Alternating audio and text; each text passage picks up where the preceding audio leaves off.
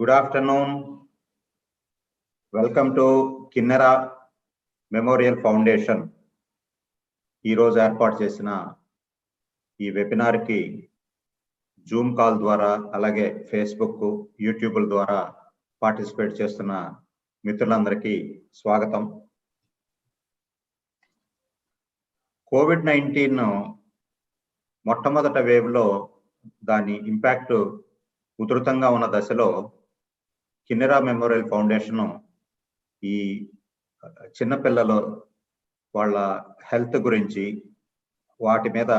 వాళ్ళ మీద కోవిడ్ ప్రభావం గురించి, అలాగే ఆ రోజుల్లో ఎడ్యుకేషన్, ఆన్లైన్ ఎడ్యుకేషన్ ఒక రకమైన గందరగోళమైన వాతావరణం ఉండటంలో దాని మీద, తర్వాత చిన్నపిల్లల మానసిక పరిస్థితి మీద ఇలా కొన్ని వెబినార్స్ కండక్ట్ చేయడం జరిగింది. ఆ తర్వాత కొంచెం కోవిడ్ ఇంపాక్ట్ తక్కువగా ఉండటంతో మేము కూడా వెబినార్స్ కొంత విరామం ఇచ్చాము. మళ్ళీ ఈ సెకండ్ వేవ్ లో కోవిడ్ మహమ్మారి దాని విశ్వరూపాన్ని చూపించడం, అలాగే కొత్త కొత్త సవాళ్ళని ఎదుర్కోవడంతో మరొకసారి దీని మీద ప్రజల్లో అవగాహన కలిగించడానికి, అలాగే ఎస్పెషల్లీ పిల్లల తల్లిదండ్రులకి ఈ అవగాహన కలిగించడానికి ఈ వెబినార్ ఏర్పాటు చేయడం జరిగింది. ఈరోజు మనం తీసుకున్న టాపిక్ ఏంటంటే, ముఖ్యంగా ఈ మధ్య ఈ multi system inflammatory syndrome, MIS-C అంటాం, మిస్క్ అని కూడా అబ్రివేషన్ అనొచ్చు. దాని గురించి దానివల్ల చాలా మంది పిల్లలు ఎక్కువగా ఎఫెక్ట్ కావటం, అది తొలి దశలో దాన్ని గుర్తించలేకపోవటం, దీనికి కోవిడ్కి మధ్యలో ఉన్న తేడాలు తెలియకపోవటం, దీనివల్ల కొంత గందరగోళం ఉండటంతో దీని మీద మనతో, ఇది నిజానికి 23 ఆగస్టు 2020లోనే మొట్టమొదట ఈ రోజు మనతో ఉన్న డాక్టర్ సతీష్ గుప్తా గారు ప్రస్తావించారు. అప్పట్లో దీని గురించి పెద్ద అవగాహన లేదు. ఆయన చాలా వేలాది కేసులు చూసి ఉన్నారు కాబట్టి మరొకసారి దీని మీద ఆయన్ని క్షుణ్ణంగా అందరికీ అర్థమయ్యేటట్టుగా చాలా విషయాలు మాట్లాడమని అడిగాము. వారు సహృదయంతో ఆయన టైంని మనకు కేటాయించి ఈరోజు మనతో ఉన్నారు. అయితే డాక్టర్ గారిని మాట్లాడమని, ఆయనకి ప్రజెంటేషన్ ఉంది, ఆ తర్వాత క్వశ్చన్ ఆన్సర్స్ ఉంటాయి. మీ అందరూ కూడా మీకున్న అనుమానాలు కూడా క్వశ్చన్ ఆన్సర్స్ రూపంలో ఈ చాట్ లో పోస్ట్ చేయవచ్చు. అలాగే యూట్యూబ్ లోను, ఫేస్బుక్ లోను ఉన్న క్వశ్చన్స్ కూడా మేము తీసుకుని డాక్టర్ గారిని అడగడం జరుగుతుంది. ఆ కార్యక్రమంలోకి వెళ్ళబోయే ముందుగా ఈ కిన్నెరా మెమోరియల్ ఫౌండేషన్ వ్యవస్థాపక అధ్యక్షుడైన కంఠంనేని రాజగోపాల్ గారిని క్లుప్తంగా ఈ ఆర్గనైజేషన్ గురించి, దాని వెనకాల ఉన్న ఉద్దేశం గురించి మాట్లాడవలసిందిగా కోరుతున్నాను. రాజా.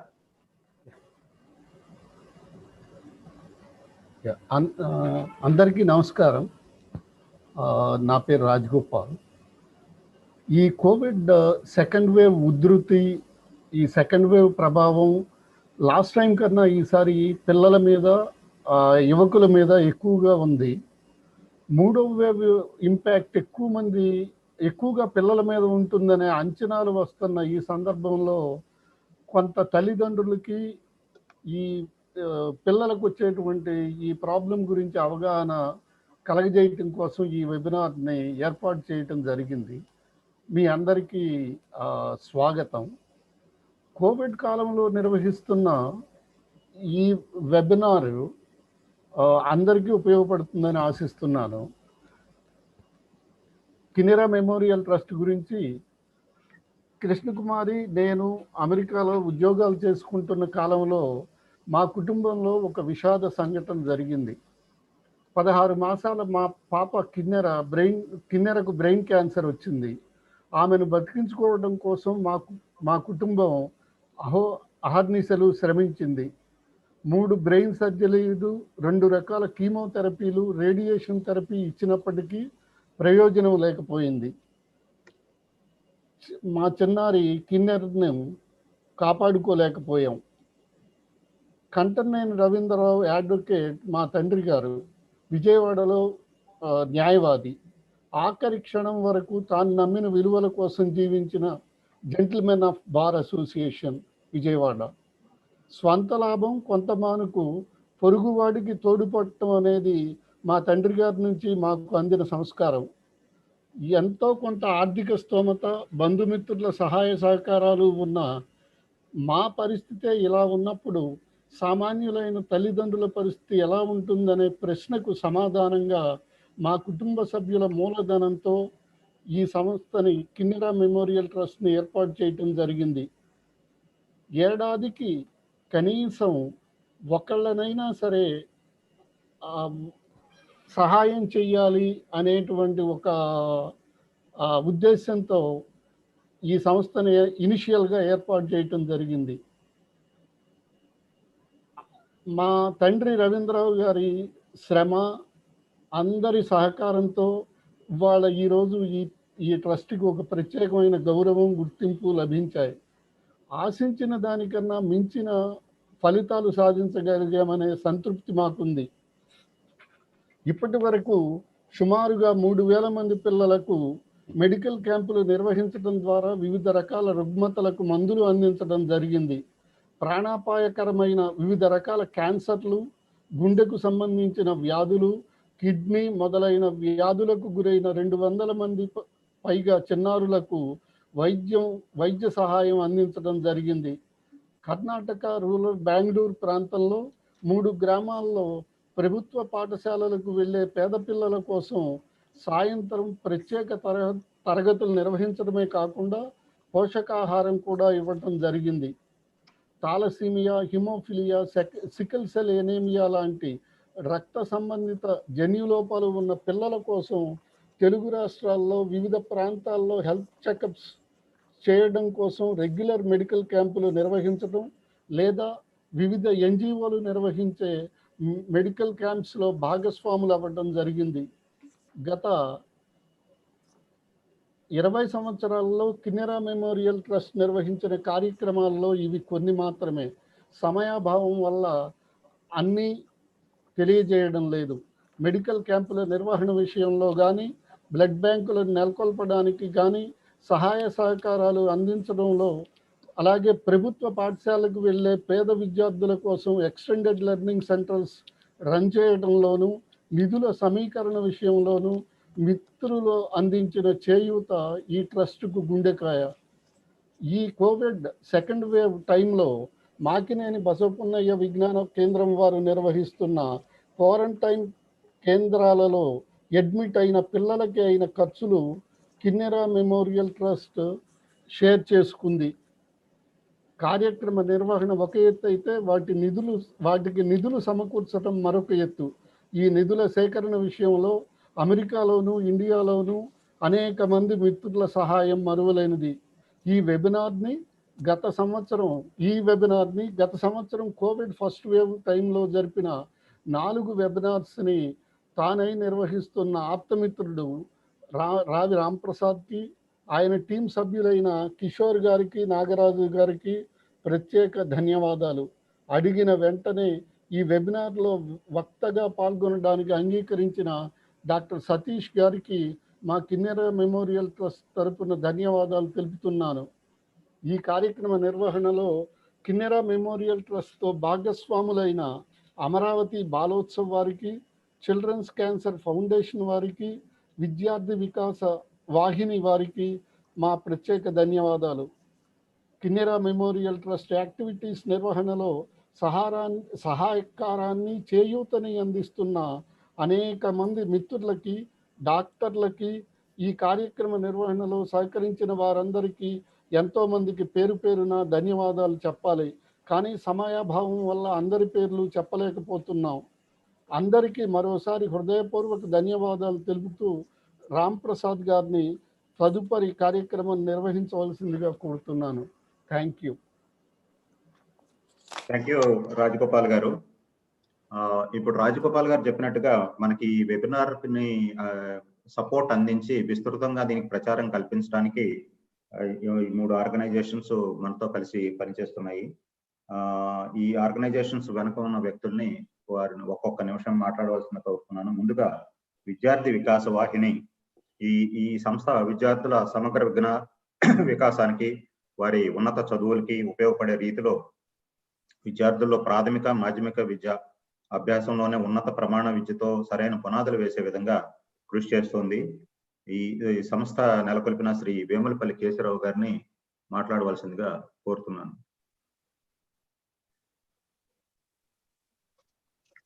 కేశవరావు. పెద్దలందరికీ నమస్కారం, పిల్లలకు ఆశీస్సులండి. నా పేరు వేములపల్లి కేశవరావు.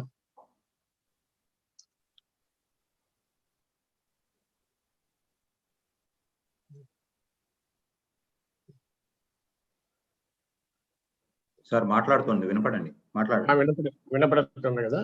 యా. విద్యార్థి వికాస వాహిని 10 సంవత్సరాల నుంచి 20 సంవత్సరాల వయసు గల పిల్లల్లో శారీరక, మానసిక, ఇంటలెక్చువల్ డెవలప్మెంట్ కోసం కృషి చేసే సంస్థ అండి. దీంట్లో ముఖ్యంగా ఫిజికల్ హెల్త్, ఫిజికల్ ఫిట్నెస్ కోసం స్కూల్స్ లో medical counsellings, medical camps, yoga work shops, కార్యక్రమాలు లాంటివి చేస్తూ ఉంటాం. మెంటల్ డెవలప్మెంట్ కోసం వాళ్ళకి రకరకాల కాంపిటీషన్స్, క్విజ్ కాంపిటీషన్స్ అవి పెడుతూ ఉంటాం. తర్వాత అకాడమిక్ అండ్ ఇంటలెక్చువల్ డెవలప్మెంట్ కోసం ఆఫ్టర్ స్కూల్ యాక్టివిటీస్, ప్రత్యేకమైన సమ్మర్ క్లాసెస్, తర్వాత language and leadership classes, programmes నిర్వహిస్తూ ఉంటాం. అయితే ఈ సంవత్సరం ముఖ్యంగా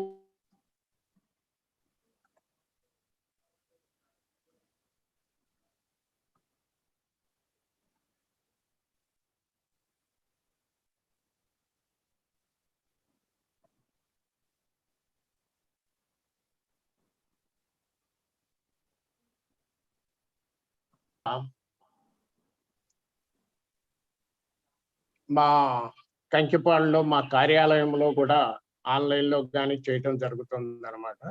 మేము ముఖ్యంగా ఈ సంవత్సరం కొద్ది రోజులు మాత్రమే నడిచిన గవర్నమెంట్ స్కూల్స్ ని విజిట్ చేసినప్పుడు ప్రత్యేకంగా మేము అబ్జర్వ్ చేసింది కోవిడ్ గురించి. టీచర్స్, స్టూడెంట్స్, తర్వాత విద్యాధికారులు కొంత ప్రికాషన్స్ తీసుకున్నా కూడా స్కూల్స్ కి తిరిగి వెళ్ళేటప్పుడు, వచ్చేటప్పుడు వాళ్ళ ట్రాన్స్పోర్ట్ విషయంలో కానీ, తర్వాత పిల్లలకి మధ్యాహ్నం భోజనం చేసేటప్పుడు కానీ, అది కాకుండా స్కూల్లో విద్యాధికారులు కాకుండా వేరే సపోర్ట్ స్టాఫ్ కానీ కొంత నెగ్లిజెన్స్ ఉండటం వలన పిల్లలు ఈ కోవిడ్ రిస్క్ కి లోనయ్యే ప్రమాదం ఉందని చెప్పేసి మాది ఒక భావన. రెండోది, ముఖ్యంగా మనం నేతల్ని అనుకరిస్తూ ఉంటాం. నేతలు పిల్లలేమో తల్లిదండ్రులు అనుకరిస్తూ ఉంటారు. ఈ తల్లిదండ్రులు సరి అయిన జాగ్రత్తలు వాళ్ళు తీసుకుంటూ పిల్లల్లో వారికి తగిన సూచనలు ఇచ్చి వారు తగిన జాగ్రత్తలు తీసుకోకపోతే ఈ థర్డ్ వేవ్ ముఖ్యంగా పిల్లల మీద ఎక్కువ ప్రభావం చూపుతుందన్న కారణంగా మనం ఇప్పుడే ఈ తల్లిదండ్రులని ఈ అవేర్నెస్ క్రియేట్ చేయటం కోసం ఈ కిన్నిరా మెమోరియల్ ట్రస్ట్ అరేంజ్ చేసిన ఈ వెబినార్ లో మేము కూడా పాలు పంచుకుంటున్నందుకు మాకు చాలా సంతోషంగా ఉంది. ఈ అవకాశం కల్పించిన రాజగోపాల్ గారికి, తర్వాత యాంకర్ రాంప్రసాద్ గారికి ధన్యవాదాలు తెలుపుతున్నాను. థ్యాంక్ యూ కేశవరావు గారు, చాలా సంతోషం మీరు మాతో కలిసి ఈ కార్యక్రమంలో పాల్గొంటున్నందుకు. Thank you. తర్వాత మనకి అమరావతి బాలోత్సవం అనే సంస్థ ఒకటి మనకి సపోర్ట్ అందించింది. ఇది పిల్లల్లో వికాసము, సృజనాత్మక అభివృద్ధి, సామాజిక దృక్పథం పెంపొందించడం, వారి శక్తియుక్తులు ప్రదర్శించే వేదికను అందించే లక్ష్యంతో 2017లో ఏర్పడింది. దీనికి లయోలా కళాశాల పూర్వ వైస్ ప్రిన్సిపాల్ ఎస్పి రామరాజు గారు అధ్యక్షులుగా ఉన్నారు. ఇప్పుడు వారిని మాట్లాడవలసిందిగా కోరుతున్నాను.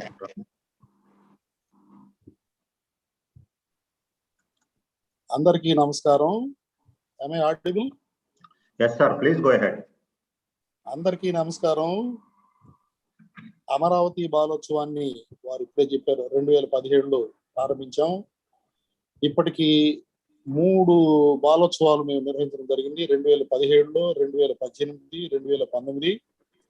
ఈ అమరావతి బాలోత్సవాన్ని ప్రధానంగా విజయవాడ పరిసర ప్రాంతాల్లో స్కూల్ గోయింగ్ చిల్డ్రన్ వారి యొక్క వికాసానికి, ప్రధానంగా వారిలో శాస్త్రీయ దృక్పథాన్ని అలవర్చడానికి, అలానే మరి సామాజిక దృక్పథం డెవలప్ చేసుకునే విషయంలో కూడా మేము ఈ అమరావతి బాలోత్సవాన్ని స్టార్ట్ చేసాం. 2019లో మేము నిర్వహించినటువంటి ప్రధానంగా దీంట్లో మాకు విజయవాడ పరిసర ప్రాంతాల్లో ఉన్న చాలా మేధావులు, ఇతర వివిధ రంగాల్లో నిష్ణాతులు భాగస్వాములు అయ్యారు. ప్రధానంగా మాకు శ్రీ చలపాది మల్లికార్జునరావు గారు గౌరవ అధ్యక్షులుగా ఉన్నారు. వారు విజయవాడ 1 టౌన్ పొట్టి శ్రీరాములు చలవాది మల్లికార్జునరావు ఇంజనీరింగ్ కాలేజీకి అధ్యక్షులు. అలానే ప్రముఖ బిల్డర్ బాలాజీ కన్స్ట్రక్షన్స్ అధినేత శ్రీ రామిశెట్టి కొండలరావు గారు ప్రధాన కార్యదర్శిగా ఉన్నారు. మేము 2019లో నిర్వహించినటువంటి అమరావతి బాలోత్సవంలో 63 రకాలైన పోటీలు నిర్వహించాము. సుమారుగా 10,000 మంది విద్యార్థులు పాల్గొన్నారు. అయితే మేము సంవత్సరంలో 1 రోజు 2 రోజులు 3 రోజులు ఈ అమరావతి బాలోత్సవాన్ని నిర్వహించడం కాకుండా ఈ ఆర్గనైజేషన్ ని మేము ఒక స్టాండింగ్ ఆర్గనైజేషన్ గా అభివృద్ధి పరుద్దామని కృషి చేస్తా ఉన్నాం. ఆ దిశలో మేము సంవత్సరం అంతం అనేక కార్యక్రమాలు మేము నిర్వహిస్తా ఉన్నాం. ప్రధానంగా మాకు ప్రధానమైన కార్యక్రమం, మేము విజయవాడ పరిసర ప్రాంతాల్లో 28 ప్రాంతాల్లో, ముఖ్యంగా పేద వర్గాలు నివసించే ప్రాంతాల్లో ఏబిసి సెంటర్స్ అని లాంచ్ చేసాం మేము. ఈ సెంటర్స్ లో పేద వర్గాల విద్యార్థులకు దాదాపు ఉచితంగా ఒక సప్లిమెంటరీ లెవెల్ ఆఫ్ ఎడ్యుకేషన్ లేదా రెమిడియల్ క్లాసెస్ మేము నిర్వహిస్తా ఉన్నాం. సుమారుగా 800 మంది పైచిలకు ఈ కార్యక్రమంలో లబ్ధి పొందారని మేము సంతోషంగా ప్రకటిస్తా ఉన్నాం. అలానే 2019 ఆగస్టులో ఎస్ఆర్ఆర్ అండ్ సిబిఆర్ గవర్నమెంట్ కళాశాలలో మేము పెద్ద ఎత్తున ఒక సైన్స్ ఫేర్ నిర్వహించాం. అందులో సుమారుగా 186 స్కూల్స్ నుంచి పిల్లలు వచ్చి వాళ్ళ ప్రదర్శనలను ఏర్పాటు చేశారు. ఇక్కడ కూడా సుమారుగా 10,000 మంది ఆ సైన్స్ ఫేర్ ను సందర్శించడం జరిగింది.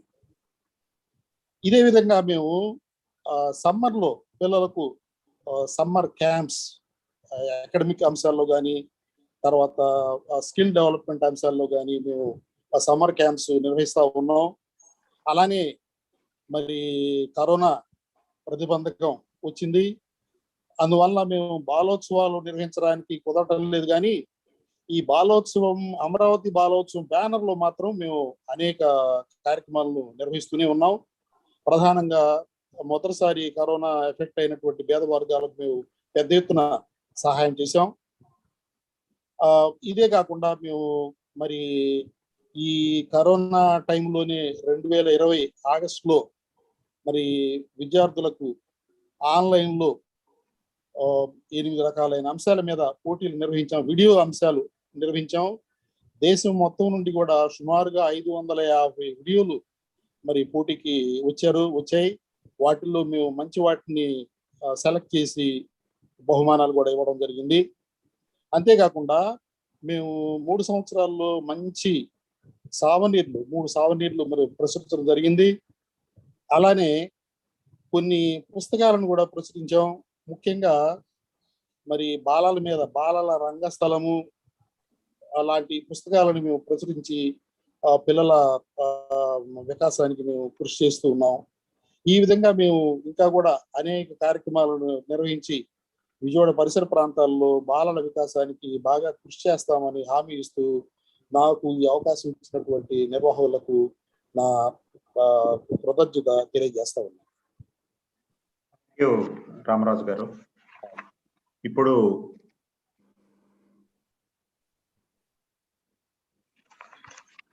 చివరిగా మనతో కలిసి పనిచేస్తున్న చిల్డ్రన్ కేర్ ఫౌండేషన్ నుంచి డాక్టర్ దండమూడి రమణ గారిని మాట్లాడవలసిందిగా కోరుతున్నాను. రమణ గారు కేవలం చిల్డ్రన్ కేర్ ఫౌండేషన్ తరఫున ఈ కార్యక్రమానికి సపోర్ట్ ఇవ్వటమే కాకుండా ఆయన కిన్నెరా మెమోరియల్ ట్రస్ట్ లో ట్రస్టీ కూడా. పూర్తిగా చాలా కార్యక్రమాల్లో ఈ haematology, sickle cell, blood bank, తర్వాత ఈ చిల్డ్రన్ కార్యక్రమాలన్నిటిలో కూడా ఆయన ఈ ఆర్గనైజేషన్ కి తన సపోర్టు చేసే కార్యక్రమాలన్నిటిలో కూడా సలహా సంప్రదింపులు ఇస్తూ ఉంటారు. డాక్టర్ రమణ గారు. Good afternoon to everyone. ఈరోజు కరోనా అనేది పాండమిక్ అనేది మనందరికి తెలుసు. మనం బేసిక్గా ఏంటంటే మనం చేయవలసింది సింపుల్ థింగ్స్. ఏ విధంగా మనం ప్రివెంటివ్ ఆస్పెక్ట్స్ అనేది డాక్టర్ సతీష్ గారు చెప్పబోతున్నారు. మనం ఫస్ట్ అండ్ ఫార్మోస్ట్ ఏంటంటే ఏదైతే ప్రివెంటివ్ మెజర్స్ ఉంటాయో స్ట్రిక్ట్గా కనుక మనం చేయగలిగితే ఇది డెఫినెట్గా దీన్ని అరికట్టవచ్చు. ఇప్పటికైనా సమయం మించిపోలేదు. ప్రత్యేకంగా పిల్లలు అనేది నెక్స్ట్ ఫోకల్ పాయింట్ 1 year అవుతుంది కాబట్టి డాక్టర్ సతీష్ గారు ఆ ఆస్పెక్ట్లో మనకి మంచి గైడెన్స్ ఇస్తారని నేను ఈ ప్రోగ్రామ్ సక్సెస్ఫుల్ అవుతుందని ఆశిస్తూ బ్యాక్ టు రామ్ ప్రసాద్ గారు. థ్యాంక్ యూ డాక్టర్ గారు. ఇప్పుడు మన వెబినార్లో ముఖ్యమైన కార్యక్రమం డాక్టర్ సతీష్ గంటా గారి ప్రజెంటేషను, ఉపన్యాసము, తర్వాత క్వశ్చన్ ఆన్సర్ సెషన్ ఉంటాయి. ముందుగా డాక్టర్ గారిని పరిచయం చేస్తాను. డాక్టర్ సతీష్ గారు ప్రస్తుతం లిటిల్ స్టార్ చిల్డ్రన్స్ హాస్పిటల్ హైదరాబాద్లో neonatal paediatric critical care services డైరెక్టర్గా ఉన్నారు. అలాగే ఆయన చాయిస్ ఫౌండేషన్ అనే ఒక ఎన్జిఓకి సిఇఓగా కూడా ఉన్నారు. పీడియాట్రిక్స్లో 1994లో మణిపాల్ కేఎంసి నుంచి ఆయన ఎండి పట్టా తీసుకున్నారు. ఆ తర్వాత ఆస్ట్రేలియా వెళ్ళి అక్కడ రాయల్ హాస్పిటల్లో నియోనాటల్ ఫెలోషిప్ పొందారు. ఇది రాయల్ హాస్పిటల్ ఫర్ విమెన్ సిడ్నీలో, అక్కడి నుంచి. అలాగే బెయిలీ స్కేల్స్ అక్రిడిటెడ్ డెవలప్మెంట్లో ఆయన accredited pediatrician from Sydney. Pediatric and cardiac intensive care fellowship కూడా ఇది ఎక్కడి నుంచి అంటే సిడ్నీస్ చిల్డ్రన్ హాస్పిటల్, ఆస్ట్రేలియాలోనే సిడ్నీ నుంచి చిల్డ్రన్స్ హాస్పిటల్లో ఇది కూడా పూర్తి చేసుకున్నారు. ఆయన రాసిన పరిశోధన వ్యాసాలు పీడియాట్రిక్స్ అనే ప్రముఖ జర్నల్, అఫీషియల్ జర్నల్ అన్నమాట. ఇది అమెరికన్ అకాడమీ ఆఫ్ పీడియాట్రిక్స్ కి నుంచి ప్రచురించబడే జర్నల్లో ఆయన పరిశోధన వ్యాసాలన్నీ కూడా ప్రచురితమయ్యాయి. 2007లో భారతదేశానికి తిరిగి వచ్చిన తర్వాత గత 14 సంవత్సరాలుగా ఈ little star children's hospital developmental pediatrician, neonatologist, pediatric intensivist ఉన్నారు. అలాగే అడ్మినిస్ట్రేటివ్ పరంగా డైరెక్టర్ కూడా ఆయన. ఇంతకు ముందే నాతో పంచుకున్నారు. ఇప్పుడు ఈ కోవిడ్ కి సంబంధించి ఈ 3rd వేవ్ అనేది రాబోతోంది కాబట్టి ఆయన్ని నీతి ఆయోగ్, ప్రైమ్ మినిస్టర్ ఆఫీసు, ప్రధానమంత్రి గారి కార్యాలయం కూడా ఆయన్ని సూచనలు, సలహాలు అందించమని అడిగారు. అలా ఈ పిల్లల ఆరోగ్య విషయంలో ఇంత అనుభవం ఉన్న వ్యక్తి ఈ రోజు మనకి ఈ విషయాల మీద మాట్లాడటానికి రావడం నిజంగా సంతోషం. మీ అందరి తరఫున కూడా ఆయనకి నా కృతజ్ఞతలు తెలుపుకుంటూ డాక్టర్ గారిని మాట్లాడవలసిందిగా కోరుతున్నాను. నమస్కారం అండి. థ్యాంక్స్ అండి రామ్ ప్రసాద్ గారు for that very lovely introduction. ముందుగా శ్రోతలందరికీ నా నమస్కారం తెలియజేస్తూ ఉన్నానండి. మన కంఠంనేని రాజా గారు ఈ అవకాశం నాకు లాస్ట్ ఇయర్ కూడా ఇటువంటి ప్రోగ్రామే చేయమన్నారు. అప్పుడు కోవిడ్ అన్నది ఫస్ట్ టైం మనం చూడటం జరిగింది. చూసిన ఒక 4 to 5 months తర్వాత మన ఎక్స్పీరియన్స్ ఎట్లా ఉంది, ఏంటి, ఏం చేస్తే పిల్లలకి ఇబ్బందులు తగ్గుతాయి, అటువంటిది తల్లిదండ్రులకి ఏం చెబితే వాళ్ళకి హెల్ప్ అవుతుంది, వాళ్ళకి తోడ్పడుతుంది మన యొక్క ఇన్ఫర్మేషన్ తోటి, సో దట్ వాళ్ళ పిల్లల్ని వాళ్ళు కాపాడుకునేలాగనమాట. సో అది లాస్ట్ టైం కూడా చెప్పడం జరిగింది. సో అదే అవకాశం ఇయర్ కూడా నాకు రాజా గారు ఇవ్వటం, ఆయన అడిగిన వెంటనే సరే చేద్దామండి, చాలామంది తల్లిదండ్రులకి సహాయపడితే అంతకన్నా ఏం కావాలని నేను చేస్తానికి సిద్ధపడి ఉన్నాను. సో మిగతా ఆర్గనైజేషన్స్ కూడా participated in this. I would like to thank each and everybody including doctor Ramana garu. So I would like to start the program అండి. సో బిఫోర్ ఐ స్టార్ట్ నేను చెప్పేది సింపుల్గా, what I will do is నేను బ్రీఫ్గా ఒక 15 minutes I will give you a presentation అండి. I will do that in English. At the same time కొన్ని important things I will తెలుగులో కూడా నేను మళ్ళీ చెప్తూ ఉంటాను. సమ్ ఇంపార్టెంట్ థింగ్స్ తెలుగులో రిపీట్ చేస్తాను. సో ఇక్కడ ముఖ్యంగా ఈ 10-15 minutesలో మెయిన్ థింగ్స్ నేను ఫోకస్ చేసి చెప్పిన తర్వాత అప్పుడు ద హోల్ పర్పస్ ఇస్ మీ దగ్గర నుంచి questions we'll accept and whatever the questions are క్లియర్గా I can tell you, because there are 2 things in evidence అండి. ఒకటి ప్రాక్టికల్గా మేము చేసామా లేదా, అటువంటి కేసెస్ని చాలా లాస్ట్ ఇయర్ కానీ మేనేజ్ చేసి ఉన్నాం కాబట్టి ఫస్ట్ హ్యాండ్ ఇన్ఫర్మేషన్ మీకు ఇవ్వడం జరుగుతుంది. Number 1. Number 2, there is a lot of evidence కూడా లాస్ట్ ఇయర్ చూసిన కేసెస్ కానీ ఇయర్ కానీ in the literature, in the medical లిటరేచర్లో there is a lot of evidence to that. So whatever నేను మీకు చెప్పే ప్రతి పాయింట్ కూడా it is all backed by literature, backed by evidence. What we call it as మనము evidence based medicine అని చెప్తాం. So there is a practical evidence as well as an evidence based in the form of medical literature.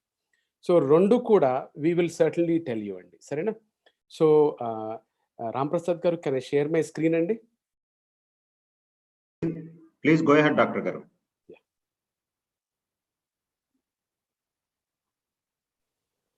Okay andi, I hope you can, Ram Prasad garu, am I okay to go andi? Yes sir. Is that visible? Yes. Yeah, thanks andi. Yeah. First thing మనం చెప్పాల్సింది ఏంటంటే, as I said, without just wasting time, I just want to go straight in to the issue. Is first thing is during the second wave మనం observe చేసిన main thing ఏంటంటేనండి, it is during the second wave the impact is certainly more on children. There is no doubt about that. Okay, and ఇక్కడ మనం తెలుసుకోవాల్సింది simple, ఎందుకు, why more children are testing positive for COVID in India in the second wave. Chala important. So directly, as I said, first annitikana mukhyanga manam mana kartavyanni complete ga vismaristu unnam. Dani gurinche the second wave is more severe than the first wave, and further third waves kuda ekku untayi. Ikkada simple this thing is, manam gamaninchaల్సింది ఏంటంటే, there is a sharp increase in the incidence of COVID, especially ఈ last ఇయర్కి గమనించినట్టయితే, last year statistics only 2% of the whole population, అంటే 100 మందికి Covid వస్తే అందులో 2 చిన్నపిల్లలు, మిగతా 98 మంది కూడా అడల్ట్స్. సో ఈసారి చూసినట్టయితే మొన్న పోయిన జనవరిలో 2021లో the children population, the percentage of children is 1 to 2%. That is January. April lo chusinattaithe 4 to 5% ayindi, and now nelapoyin tarvata nearly 10%. And labs lo survey chesinappudu last year daniki polisi chuste 20% more chinna pillalaki last year cheyincharu RT-PCR test, year cheyincharu, కానీ ఈసారి 20% more of them are actually testing positive for the same. So ఇందాక చెప్పినట్టు, what is the main problem? It's a significant lack of COVID appropriate behaviour. ఇందాక doctor Ramana గారు చెప్పినట్టు, మనం పాటించాల్సినటువంటివి పాటించట్లేదు. As తల్లిదండ్రులుగా కానీ, లేకపోతే మనం ఒక ఎగ్జాంపుల్ సెట్ చేసే సిటిజన్స్గా కానీ, we have failed. So that is the first reason. The second reason is there is a new variant of global concern. It is a B1617. దీన్నే మనం డబుల్ మ్యూటెంట్ స్ట్రెయిన్ అంటాం. సో ఇప్పుడు ఇండియాలో ఇది చాలా చాలా తీవ్రంగా ప్రబలుతుంది. Okay, this is also called as a double mutant strain. ఈ లాస్ట్ పోయిన 2 నెలల నుంచి చాలా విస్తృతంగా ఉంది. ఇనీషియల్గా it was there in Maharashtra, Mumbai, Surat, Pune, ఇవన్నీ, అండ్ ఢిల్లీ ఆల్సో. ఇవి చాలా విస్తృతంగా ఒక 2 months back they had the wave, ఒక 1.5 month బ్యాక్ తర్వాత మన సౌత్ ఇండియా కూడా రావటం జరిగింది. రీసెంట్ సర్వే చూసినట్టయితే 60 to 70% of cases in twin రాష్ట్రాలు, మన ఏపీ, తెలంగాణ, కేరళ అండ్ కర్ణాటక, ఇదే స్ట్రెయిన్ కనపడుతూ ఉంది. It is spreading faster and in the paediatric population ఇంకా ఫాస్ట్గా స్ప్రెడ్ అవుతుంది. అండ్ ఇదే ఇంకో 10 స్టేట్స్లో కూడా ఐడెంటిఫై అయింది, అండ్ ఈవెన్ 50 డిఫరెంట్ కంట్రీస్. ఇక్కడ ఒక ఇంపార్టెంట్ విషయం మనం గమనించాల్సింది ఏంటంటే, లాస్ట్ ఇయర్ మనం అనుకున్నది ఈ ఇయర్ మనకి రిసర్చ్లో ప్రూవ్ అయింది ఏంటంటే, now this virus is airborne transmission, droplet infection కాదు. అంటే ఒక 6 feet దూరంలో ఉంటే ఆ తుప్పర్లు పడుతుంది చాలా ఇంపార్టెంట్. సో దూరంగా ఉంటే ఆ తుప్పర్ల మీద పడకపోతే మనం ప్రివెంట్ చేసుకున్నామని అనుకునే వాళ్ళం last time. But there is lot of evidence this time. And as I said, ల్యాన్సెట్లో ఏప్రిల్ 15వ తారీఖున ఇది పబ్లిష్ అయిన article. This is by lot of scientist చేసింది. There is consistent and strong evidence that SARS-CoV-2 is airborne or aerosol spread. అంటే ఎయిర్లో ఎక్కువసేపు it is there in the air, because particle size చాలా చాలా చిన్నది, చాలా లైట్గా ఉండడం వలన it is there in the air for a long time. Now ఇందులో మనం గుర్తించాల్సింది ఏంటంటే, ఈ new double variant or variant of global concern or B1617 is main 3 things important. దేనికంటే, నంబర్ 1, ట్రాన్స్మిసిబిలిటీ ఈజ్ ఎక్కువ ఇందులో, ఆర్ కంటేజియస్నెస్ ఈజ్ మోర్. అంటే ఈ యొక్క వేరియంట్ ఎక్కువ మందికి స్ప్రెడ్ అయ్యేది.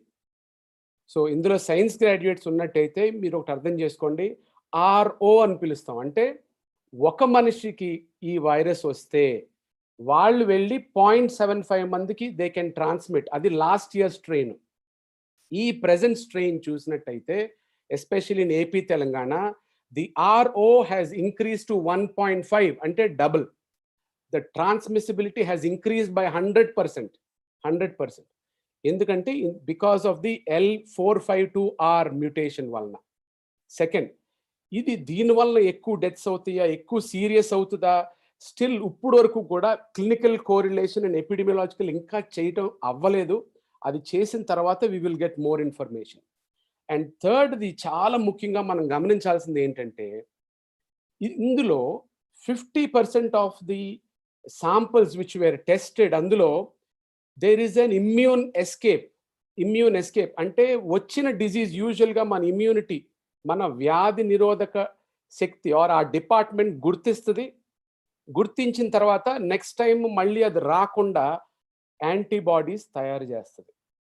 కానీ దీని వలన వ్యాక్సిన్ ఎస్కేప్, అంటే ఆ వైరస్ వచ్చినట్టు మన body or immune system does not recognise it. So రెండోసారి రావచ్చు, మూడోసారి కూడా రావచ్చు.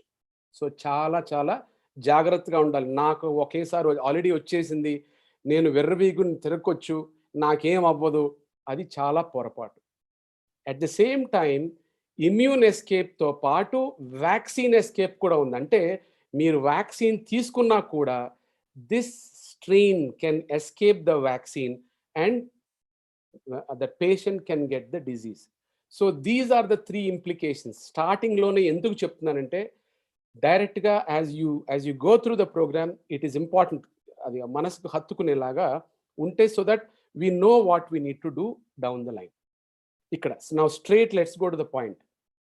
సిమ్టమ్స్ ఏంటి, ఏమేమి సిమ్టమ్స్ తోటి కరోనా తోటి ఎట్లాగా ప్రజెంట్ అవుతారు పిల్లలు. పెద్ద పిల్లలు అంటే 14, 15, 18 years వాళ్ళు చూస్తే యూజువల్గా అడల్ట్ సిమ్టమ్సే. So that is one thing.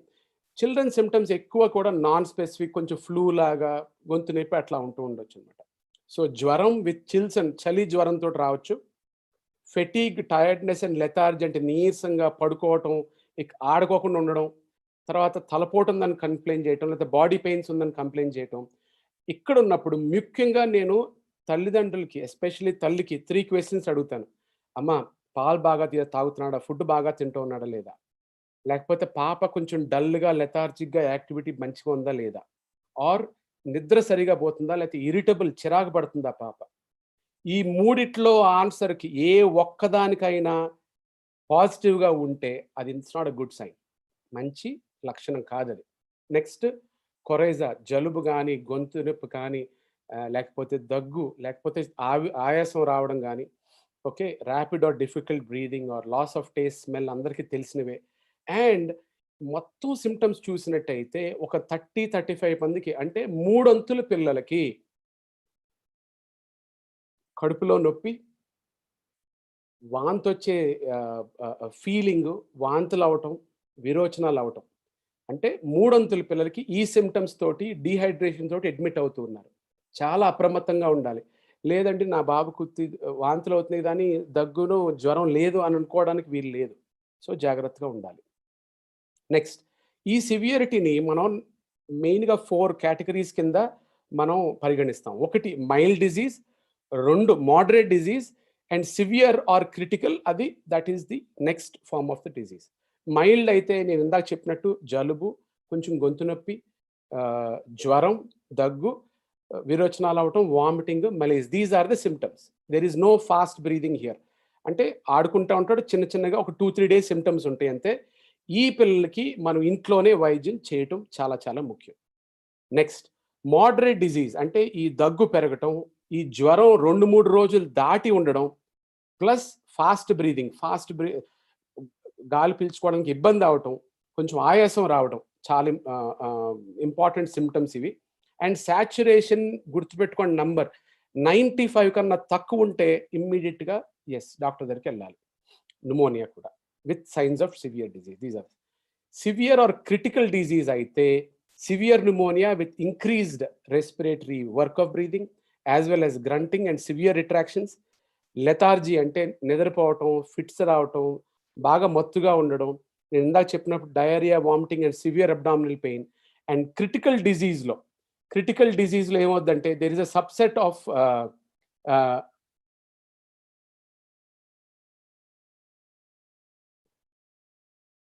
ఈ క్రిటికల్ డిజీజ్లో this subset of severe disease is defined where అందులో ARDS, shock, multi organ dysfunction and acute thrombosis. Let's not worry about that. Okay, now what are the test?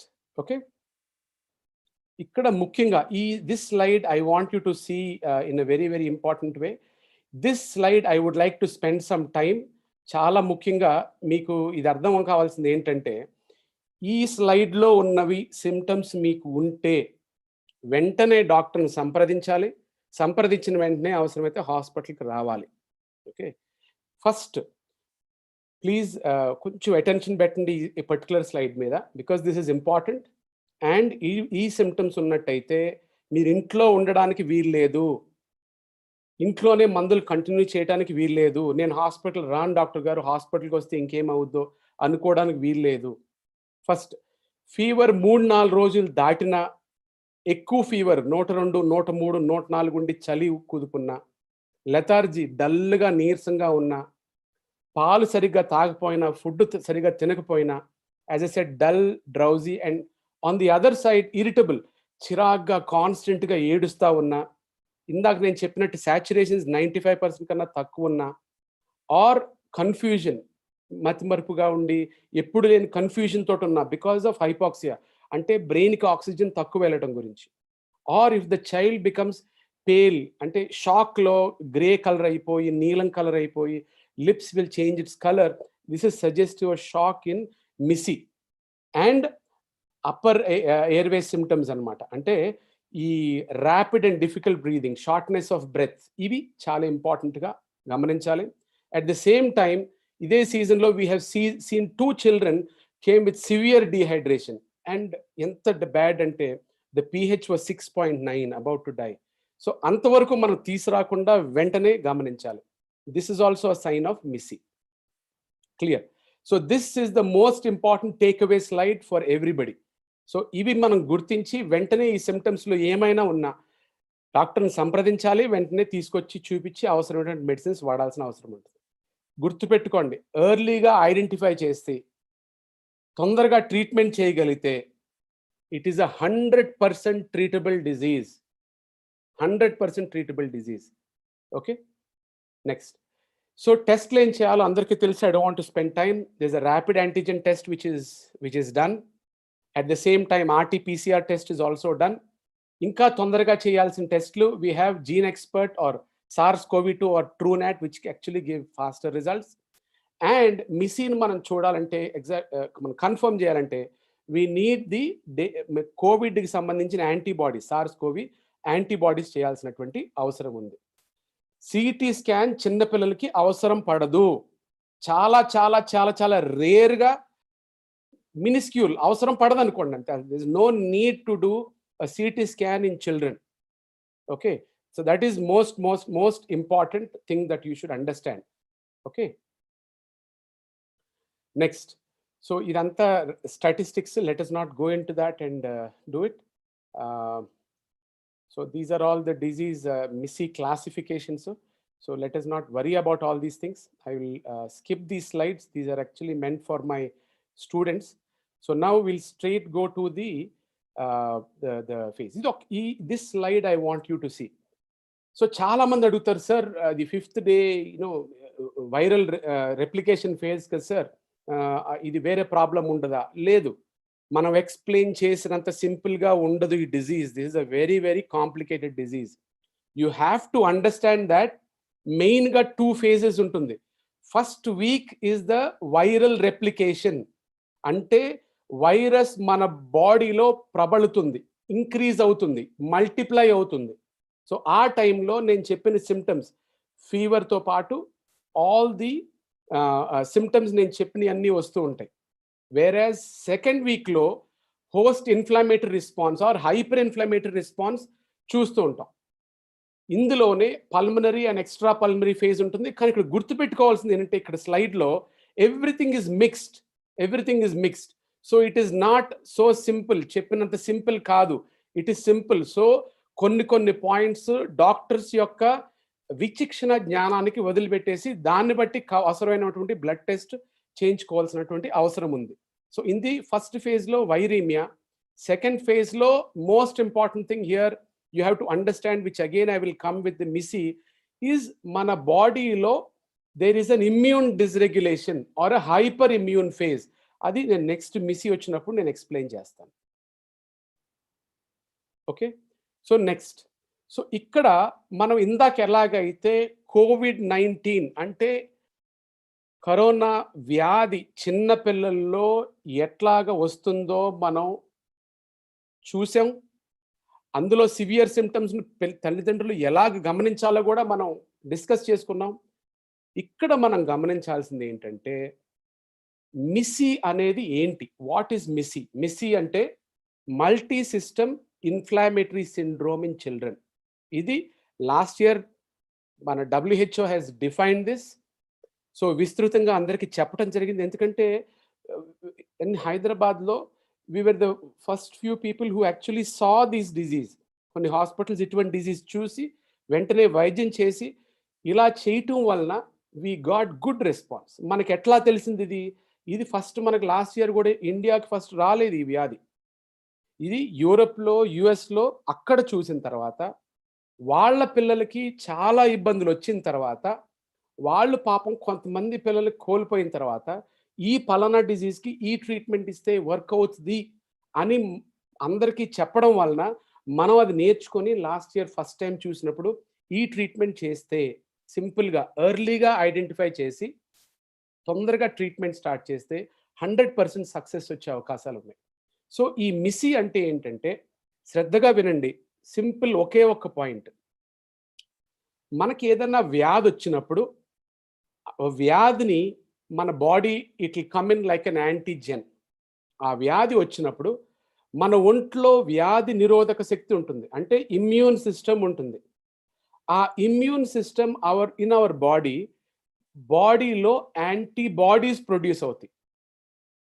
Antibodies against the antigen అంటే డిజీజ్కి వ్యతిరేకంగా. So వచ్చినప్పుడు antibodies తొందరగా strike అయ్యి ఆ వచ్చినటువంటి డిజీజ్ని సంహరించడానికి try చేస్తుంది. That is like a battle. It's like a battle. Disease వచ్చిన వెంటనే మన body will try to produce antibodies.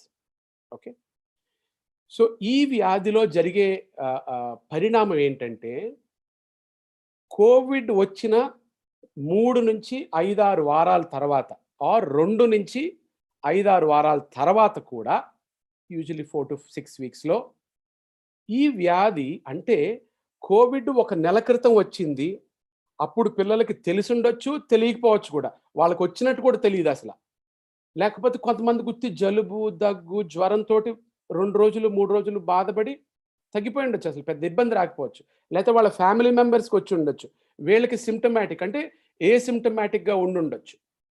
అటువంటి కొంతమంది పిల్లలకి 21 ఇయర్స్ లోపు ఉన్న పిల్లలు ఆ యొక్క ఇమ్యూన్ సిస్టమ్ రియాక్ట్ అయ్యి, అంటే అబ్నార్మల్గా రియాక్ట్ అవుతుంది. ఇందాక నేను చెప్పినట్టు ఇమ్యూన్ రెగ్యులేషన్ అన్నది నార్మల్, అంటే మన ఇమ్యూనిటీ నార్మల్గా ప్రొడ్యూస్ చేసేది నార్మల్.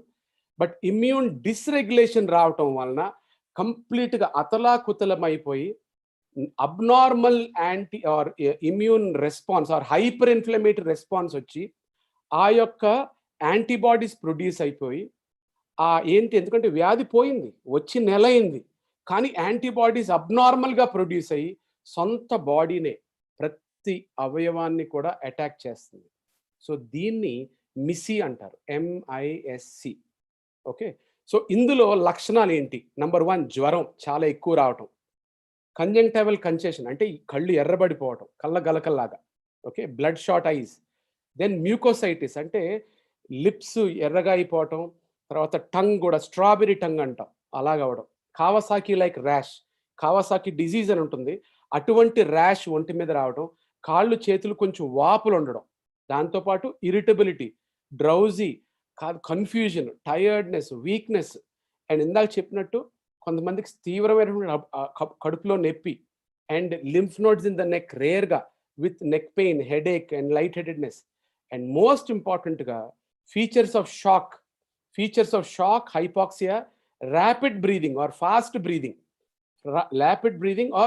బ్రీదింగ్ రావటం. ఓకే, రావటం చాలా చాలా ముఖ్యమైనటువంటి లక్షణాలు.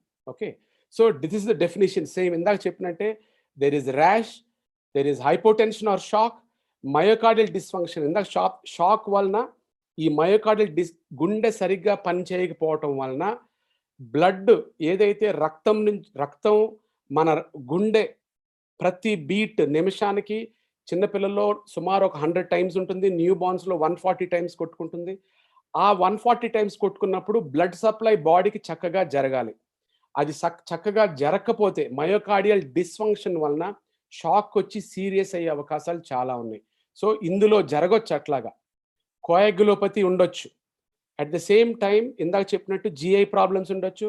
అండ్ మన బాడీలో ఇందాక నేను చెప్పినట్టు ఇమ్యూన్ డిస్రెగ్యులేషన్ వలన, ఇమ్యూనిటీ సరిగా పనిచేయకపోవటం వలన ఆర్ రాంగ్గా రెస్పాన్స్ ఇవ్వటం వలన abnormal inflammatory markers, neutrophil lymphocyte ratio, ESR పెరిగిపోవటం, CRP పెరగటం, ఫెరిటిన్ పెరగటం, ఇంటర్ల్యూకిన్ 6 పెరగటం, ఇవన్నీ multiple markers are there. And also thrombotic problems రావటం, డీటైమర్స్ పెరగటం, దానివల్ల చాలా చాలా చాలా ఇంపార్టెంట్గా మనం చూస్తుంటాం. ఇందులో వేరే ఇన్ఫెక్షన్స్ ఉండకూడదు. అండ్ ఎవిడెన్స్ ఆఫ్ COVID-19 ఒక 10%లో RT-PCR పాజిటివ్ ఉండొచ్చు, 10%లో, కానీ యాక్చువల్ డిజీజ్ ఉండదు. RT-PCR అంటే డిజీజ్ వచ్చి పోయింది, ఎప్పుడు ఎన్నాళ్ళ క్రితం, 4-5 వారాల క్రితం కోవిడ్ వచ్చి పోయింది వీళ్ళకి. ఇప్పుడు ఉన్న ప్రాబ్లం మిసి. సో అందుకని యాంటీబాడీస్ ప్రొడ్యూస్ అవుతాయి వీళ్ళకి. హయ్యర్ లెవెల్స్, కొంతమందికి 40-50 చూసాం, కొంతమందికి 100, కొంతమందికి 150 and 200 కూడా చూడటం జరిగింది. సో ఇందులో వెరైటీస్ ఉంటాయి. నేను చెప్పాను కదా, మిసిలో Kawasaki like illnesses, shock, without shock. Number 2, hyper inflammatory syndrome అంటే టాక్సిక్ షాక్ సిండ్రోమ్లో vasoplegic shock as well as sign of LV dysfunction చూస్తూ ఉంటాం. And some of them are resistant to steroids కూడా తగ్గదు. అటువంటి వాళ్ళకే టొసిలిజుమాబ్ అనే మెడిసిన్ ఇవ్వాల్సినటువంటి అవసరం ఉంది. చాలా చాలా చాలా జాగ్రత్తగా ఇది గమనించాలి, ఎందుకంటే ట్రీట్మెంట్ మీకు చెప్పడం అంత కరెక్ట్ కాదు, ఇవన్నీ complicated things. But important things, కొన్ని విషయాలు ట్రీట్మెంట్లో కూడా కొన్ని విషయాలు తెలుసుకోవడం ఇంపార్టెంట్. ఎందుకంటే ట్రీట్మెంట్లో మీరు కూడా భాగస్వాములు అవుతారు కాబట్టి కొన్ని things I am sharing with you. Okay, so ఇటువంటి వాళ్ళలో ఏమేమి ఇస్తాం? మిసిలో IV ఇమ్యునోగ్లోబులిన్స్ ఇస్తాం, ఆస్పిరిన్ ఇస్తాం, మిథైల్ ప్రెడ్నిసోలోన్ ఇస్తాం, కొంతమందికి యాంటీకోయాగులెంట్స్ కూడా ఇవ్వటం జరుగుతుంది. వెరీ రేర్గా టోసిలిజుమాబ్ అని, ఇటోలిజుమాబ్ అని ఇస్తాం. అది కాంట్ బట్ పొజిషన్లో, అంటే IV ఇమ్యునోగ్లోబులిన్స్కి స్టీరాయిడ్స్కి తగ్గట్లేదు, సీరియస్గా అవుతుంది, వెంటిలేషన్ మీద పెట్టినా కూడా ఇబ్బందులు ఉన్న వాళ్ళకే ఇస్తాం. So that is rarely needed. Okay, and same ఇందాక చెప్పినట్టు they need lot of good హార్ట్కి సంబంధించినటువంటి, లంగ్స్కి సంబంధించినటువంటి వెంటిలేటరీ అండ్ సర్క్యులేటరీ మేనేజ్మెంట్ చాలా మంచిగా చేయాల్సినటువంటి అవసరం ఉంది. ఇక్కడ చాలా ముఖ్యంగా ఆలోచించాల్సింది ఏంటంటే, హై రిస్క్ చిల్డ్రన్ ఎవరు, who are the high risk children, చాలా జాగ్రత్తగా చూడవలసిన వాళ్ళు. Chronic kidney disease, nephrotic syndrome లాంటి ఉన్నవాళ్ళు, liver disease, congenital heart disease, malignancies, cancer ఉన్నవాళ్ళు, immuno suppress disorders, okay, or obesity, లావుగా ఊబకాయ ఉన్నవాళ్ళు, or diabetes, okay, and severe malnutrition అంటే బాగా ఆరోగ్యం తక్కువ ఉండి మ్యాల్న్యూట్రిషన్ అంటే బాగా తక్కువ ఉండి బరువు తక్కువ ఉన్న పిల్లలకు కానీ, ఊబకాయం బాగా లావు ఉన్న పిల్లలకు కానీ రిస్క్, ఎక్స్ట్రీమ్స్ ఆఫ్ మ్యాల్న్యూట్రిషన్ చాలా రిస్కీ అది. ఓకే, సో ఏమేమి ఇన్వెస్టిగేషన్స్ చేయాలో ఇంపార్టెంట్, ఇది కూడా తెలుసుకోవాలి. అందరికీ అన్ని అవసరం ఉండవు, ఇది కంపల్సరీగా డాక్టర్ గారే చూసి నిర్ధారించి చేస్తారు. ఇందాక నేను ఆల్రెడీ చెప్పాను అవేవి, సిఆర్పి అని, ప్రోకాల్స్టోన్ అని, coagulation profile, ferritin, fibrinogen, triglycerides, LDH, ఇవన్నీ టెస్ట్లు కూడా ఆ యొక్క వ్యాధి సివియరిటీని బట్టి డిసైడ్ చేయాలి. అందరికీ అన్ని టెస్ట్లు చేయాల్సినటువంటి అవసరం లేనే లేదు. ఓకే, సో ఇది ఏ టెస్ట్లు ఎంతవరకు వస్తే మనం వరి అవ్వాలి. సింపుల్ టెస్ట్, వాళ్ళకి ఒకవేళ వాళ్ళకి ఎక్కువ డబ్బులు లేకపోయినా కూడా 2 సింపుల్ టెస్ట్ చేయొచ్చు, ఈజీగా కనుక్కోవచ్చు. ఇందులో సిబిపి, సింపుల్గా న్యూట్రోఫిల్ లింఫోసైట్ రేషియో ఎంతో ఖర్చు అవుతుంది. అది మనం చూసుకున్నట్టయితే న్యూట్రోఫిల్స్ బాగా పెరిగిపోవటం, లింఫోసైట్స్ తగ్గటం, రేషియో 3.5 కన్నా ఎక్కువ కానీ లేకపోతే 5.5 కన్నా ఇంకా ఎక్కువ ఉంటే సివియర్ డిజీజ్ కింద పరిగణించవచ్చు. At the same time CRP, mild to moderate disease అయితే 50-60 చూస్తూ ఉన్నాం. కొంతమందికి 100-150 కూడా సివియర్ డిజార్డర్స్లో మనం చూస్తుంటాం. ఈ 2 టెస్ట్లు చాలా చాలా తక్కువ ఖర్చు, ఈజీగా మనం గ్రహించవచ్చు ఈ హైపర్ ఇన్ఫ్లామేషన్ని. మిగతావన్నీ నేను చెప్పినట్టు అవసరమైతే చేయాలి, లేకపోతే చేయాల్సినటువంటి అవసరమే లేదు. సో ఇక్కడ కూడా గమనించాల్సింది, మెడిసిన్స్తో పాటు ఏం టెస్టులు చేస్తా ఉన్నది ఆలోచించాం. ఎటువంటి రెస్పిరేటరీ సపోర్ట్ ఇస్తాం గుర్తించండి. 4 వెరైటీస్ ఆఫ్ రెస్పిరేటరీ సపోర్ట్ ఇస్తాం. Number 1, first and foremost thing, కొంతమందికి ఆక్సిజన్ ఇస్తాం చాలు, అంతకు మించి అవసరం లేదు. 2, నాన్ ఇన్వేజివ్ సపోర్ట్ ఏంటి, హెచ్ఎఫ్ఎన్సి సపోర్ట్ ఇస్తాం. కొంతమందికి సిప్యాప్ సపోర్ట్ ఇస్తాం ఆర్ బైప్యాప్. అండ్ చివరికి ఇవేవి వర్క్ అవ్వకపోతేనే వెంటిలేటర్ వాడటం జరుగుతుంది. And number 5 is high frequency. కొంతమందికి వెంటిలేటర్ కూడా పనిచేయని పక్షంలో అప్పుడు హై ఫ్రీక్వెన్సీ అని, ఎక్మో అని వేరే చేయాల్సిన అవసరం. అది కూడా చాలా చాలా చాలా దాని అవసరం బహు తక్కువ. ఇది మనం గమనించాలి. ఇక్కడ మెడిసిన్స్తో పాటు నేను చెప్పినట్టు స్టీరాయిడ్స్ ఇవ్వాలి. చాలా జాగ్రత్తగా ఆలోచించి, ఊరుకునే విచ్చలవిడిగా స్టీరాయిడ్స్ తీసుకోవడం మంచిది కాదు. చాలామంది, సార్ మేము అక్కడ చూసాం, ఇక్కడ చూసాం, వాట్సాప్లో మెసేజ్ చూసాం, సార్ ఈ స్టీరాయిడ్స్ తీసేసుకోవచ్చా, మిథైల్ ప్రెడ్నిసోలోన్ తీసుకోవచ్చా, ప్రెడ్నిసోలోన్ తీసుకోవచ్చా, మీ చేతులు ఎత్తి దండం పెడతా ఉన్నాను ప్లీజ్. అది అట్లా తీసుకోవటం వలన చాలా అనర్థాలు జరుగుతాయి. అది మీ డిసిషన్ కాదు, దట్స్ ఎ డాక్టర్స్ డిసిషన్. మీరు వైరల్ రెప్లికేషన్ ఫేజ్లో స్టీరాయిడ్స్ తీసుకున్నట్టయితే వైరస్ ఇంకా ఎక్కువ రెప్లికేట్ అయిపోయి ఇంకా డబుల్ అయిపోతుంది.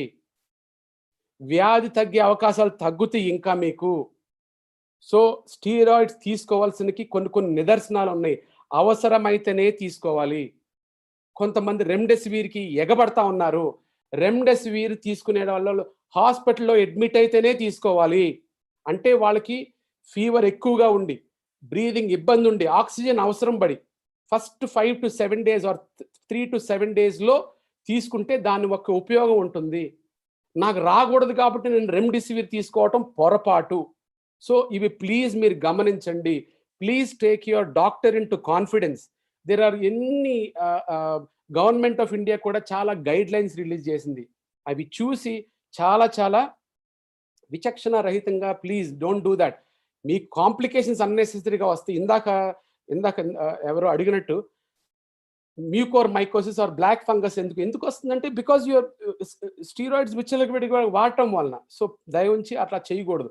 సో అవసరం ఉంటేనే చేయాలి. Steroids are very very important. నేనేం చెప్తానంటే it's a double edged sword. అంటే ఇది ఒక కత్తి లాంటిది. పొడిస్తే పొడిచిన తర్వాత అటు ఇబ్బంది అవుతుంది, లాగిన తర్వాత మనకు కూడా ఇబ్బంది అవుతుంది. So it does good, it does harm also. So ఎప్పుడు ఏది వాడాలనేది చాలా చాలా జాగ్రత్తగా గమనించాలి. Which steroids to use and timings are very very important.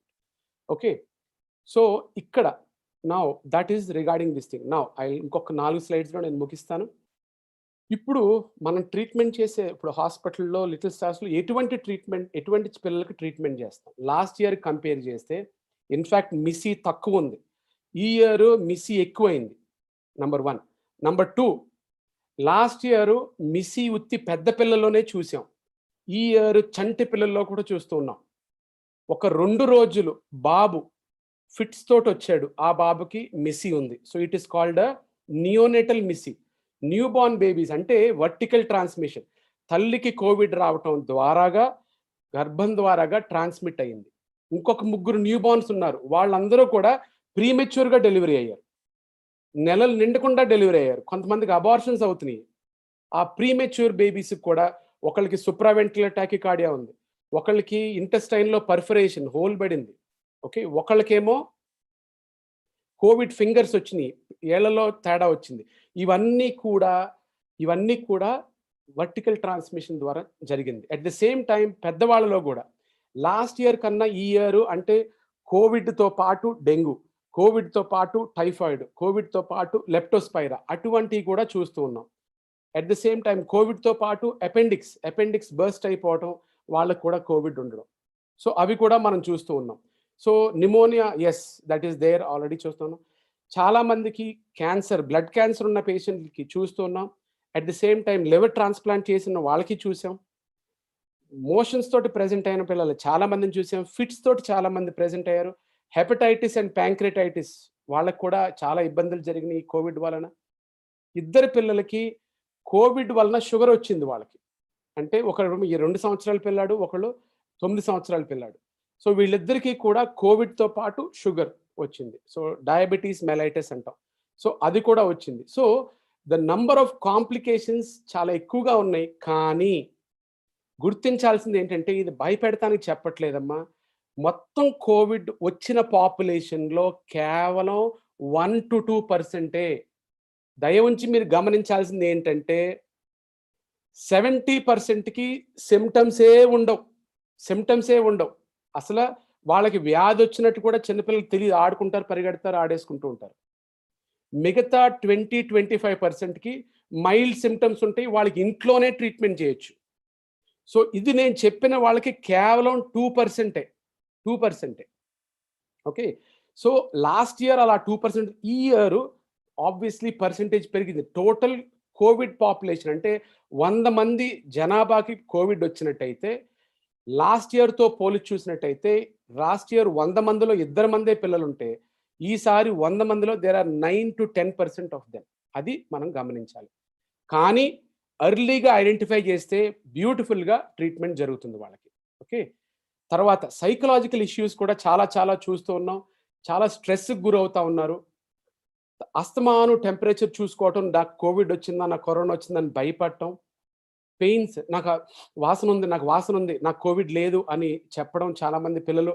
తర్వాత బిహేవియరల్ ప్రాబ్లమ్స్ అంటే కోపం కానీ, అగ్రెషన్ కానీ, టెంపర్ ట్యాంట్రమ్స్ అని, ఇరిటబిలిటీ అని, ప్రాబ్లమాటిక్ ఇష్యూస్. అందులో మనకి ఇప్పుడు స్కూల్ లేకపోవటం వల్ల ఫిజికల్ యాక్టివిటీ లేదు, స్కూల్ లేదు, దీనివల్ల excessive TV time and excessive gadget time, దానివలన వాళ్ళ బిహేవియర్ అన్ని అబ్నార్మల్గా తయారయ్యి తల్లిదండ్రులతో కొట్లాటలు పెట్టుకోవటం, ఈజీగా అన్నిటికీ అరిసేయటం, చేతులు ఉన్నాయి పాడేయటం, కింద పడి దొల్లేయటం, ఇవన్నీ కూడా చాలా చాలా ప్రాబ్లమ్స్ ఉన్నాయి. సో ఎస్, క్వశ్చన్స్ అడిగితే నేను మళ్ళీ చెప్తాను, కానీ ఇక్కడ గుర్తుపెట్టుకోవాల్సింది ఒక ప్లాన్ పెట్టుకోవాలి. First have a routine. తల్లిదండ్రులుగా మీరు set an example to the children. అంటే ఒక ఆర్గనైజ్ టైం పెట్టుకోవాలి, లెగిసే టైము, ఫుడ్ తినే టైము, యాజ్ అ ఫ్యామిలీగా ఎంజాయ్మెంట్ చేసే టైము, ఫిజికల్ యాక్టివిటీ, ఎస్, ఇంట్లో కానీ ఇంటి పైన కానీ స్కిప్పింగ్ ఆడటం కానీ, లేకపోతే బ్యాడ్మింటన్ ఆడటం కానీ, లేకపోతే రోప్ తోటి ఆటలాడుకోవటం కానీ, బోల్డ్ అన్ని థింగ్స్ ఫిజికల్ యాక్టివిటీ మనం ఇంట్లోనే, ఇంటి బయట, ఇంటి చుట్టూరు కూడా చేసుకోవచ్చు. Excellent hobbies, as I said, first parents have to be role models. మీరు ఏదైతే చేస్తారో పిల్లలకు కూడా అదే నేర్పుతారు. మీరు ఎక్కువ కోపపడితే వాళ్ళు కోపడతాం నార్మల్ అనుకుంటారు. మీరు చిరాకు పడి కోపంతో అన్నీ విసిరేస్తే వాళ్ళు కూడా అదే కరెక్ట్ అనుకుని అదే చేస్తారు. అట్ ద సేమ్ టైం మీరు మంచి ప్రవర్తన చూపెడితే they will learn by example. మనం చెబితే వినేదానికన్నా మన ఎగ్జాంపుల్ సెట్ చేసి వాళ్ళ ముందు ఎనాక్ట్ చేస్తే that is the best way to teach. So the best way to teach is by example. And ఎక్కువ టీవీ పెట్టకుండా, మోస్ట్ ఇంపార్టెంట్ థింగ్ ఈజ్ ఎక్కువ టీవీ పెట్టినప్పుడల్లా కూడా ఇన్ని మంది డెత్ అయిపోయారు, ఇక్కడ ఇంతమంది శవాలు కనపడుతున్నాయి, దయ ఉంచి టీవీ కనెక్షన్ పీకేస్తే చాలా మంచిదండి. Okay, or limited to half an hour or whatever time during the day. And most importantly take home message. First, as I said, early identification and recognition for shock respiratory support. Second is specific targeted, ఇందాక చెప్పినట్టు doctor గారు నిర్ధారించి ఏ రకమైన ప్రాబ్లంకి దేనికి ఏ treatment ఇవ్వాలి అంటే suspicion చేసి కరెక్ట్గా ట్రీట్మెంట్ ఇవ్వాలి. అండ్ ఫ్యాన్సీ మందులకు అవసరం లేదు, బేసిక్ ట్రీట్మెంట్తోనే తగ్గుతుంది. చాలా తక్కువ మంది పిల్లలకే ప్రాబ్లమ్స్ వస్తాయి. అండ్ మోస్ట్ ఇంపార్టెంట్ ఏంటంటే మనం we should not do harm. The actual disease process కన్నా మనం ట్రీట్మెంట్ చేసేది ఇంకా వర్సన్ అవ్వకూడదు. అంటే we should not do worse than the thing. So మీరు whatever you do, please get your teleconsultation first. టెలికన్సల్టేషన్లో మీ ప్రాబ్లమ్ సార్ట్ అవుట్ అయిపోతే 70% of the times you are happy. మిగతా వాళ్ళు ప్రాబ్లమ్స్ ఉంటే ఎస్, అప్పుడు హాస్పిటల్కి రావాల్సిన అవసరం ఉంటుంది. థ్యాంక్స్ అండి.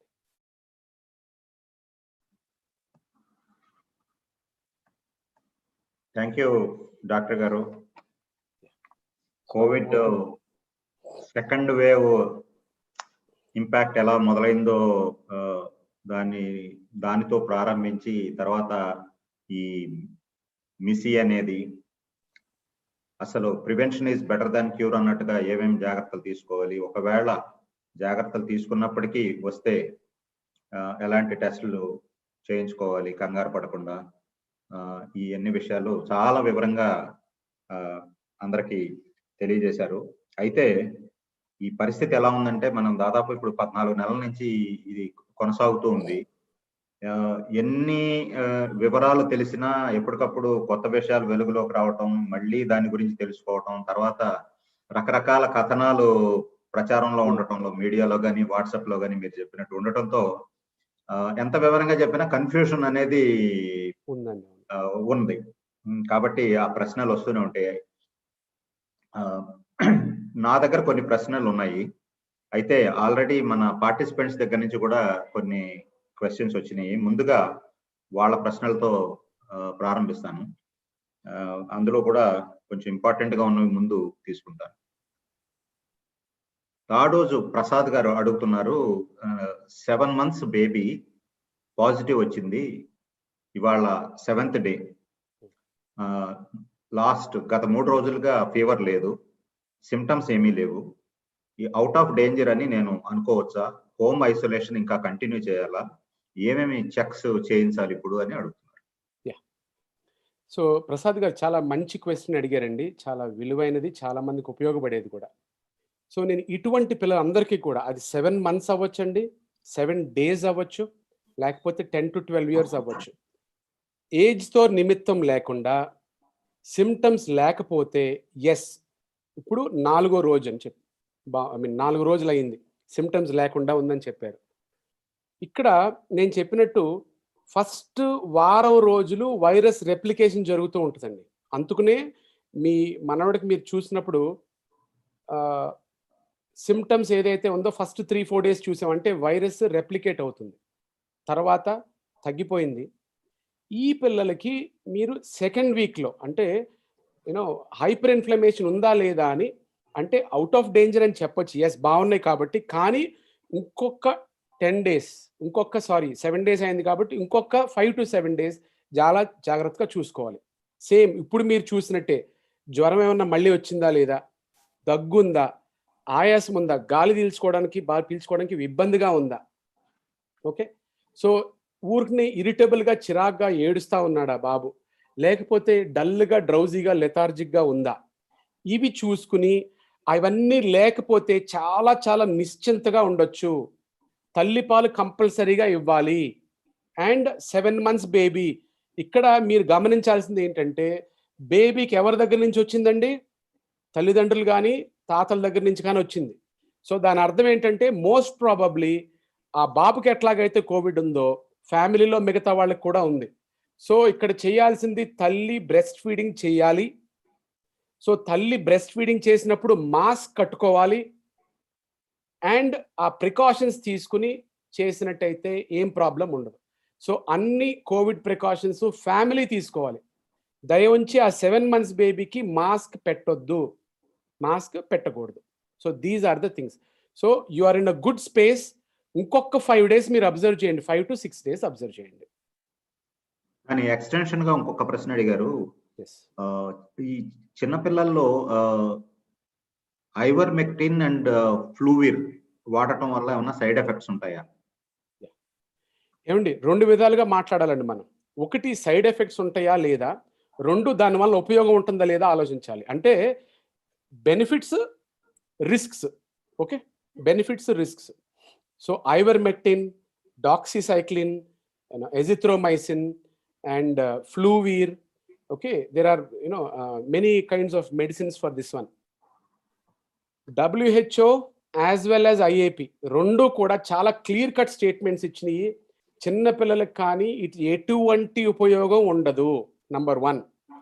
లేదు సార్ నేను తీసుకుంటాను, సైడ్ ఎఫెక్ట్స్ రాకపోతే పర్వాలేదు. నో, అది wrong. Any medicine including paracetamol has side effects. So అవసరం ఉంటేనే చేయాలి, అవసరం లేకపోతే చేయకూడదు. So as a blanket statement ఈ పిల్లలకి ఇటువంటి ప్రాబ్లమ్స్కి మనం ఇవ్వాల్సినటువంటి అవసరం లేదు.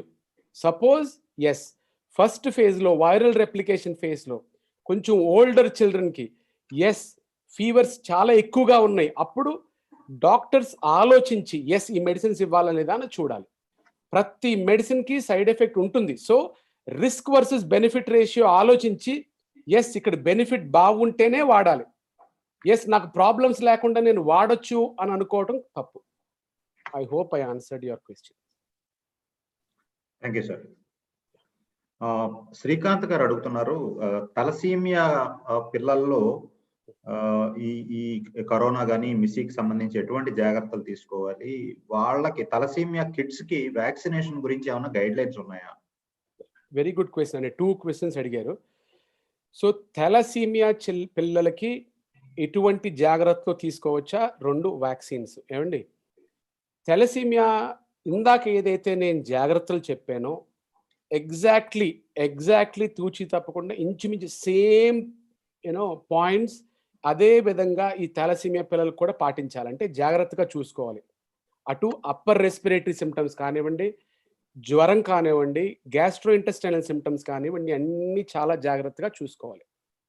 ఆ టైంలో కంపల్సరీగా ఎటువంటి సిమ్టమ్స్ ఉన్నా కూడా డాక్టర్ గారిని అంటే మీ హెమటాలజిస్ట్ని, మీ పీడియాట్రిషియన్ని సంప్రదించి కంపల్సరీగా ఎర్లీగా మనం ట్రీట్మెంట్ తీసుకోవాలి. ఎందుకంటే ఎర్లీగా తీసుకుంటే అవుట్కమ్స్ బాగుంటాయి. దాని first answer.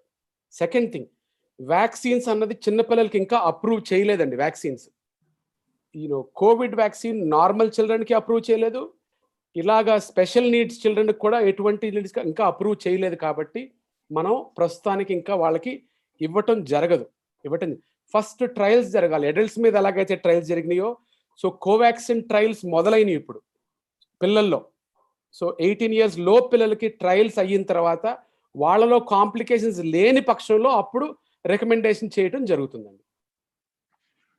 Thank you sir. Next question. మీరు ఇందాక ఒక ప్రశ్నకి సమాధానం చెప్పేటప్పుడు మాస్క్ పెట్టొద్దు అన్నారు చిన్న బేబీకి. అవునండి.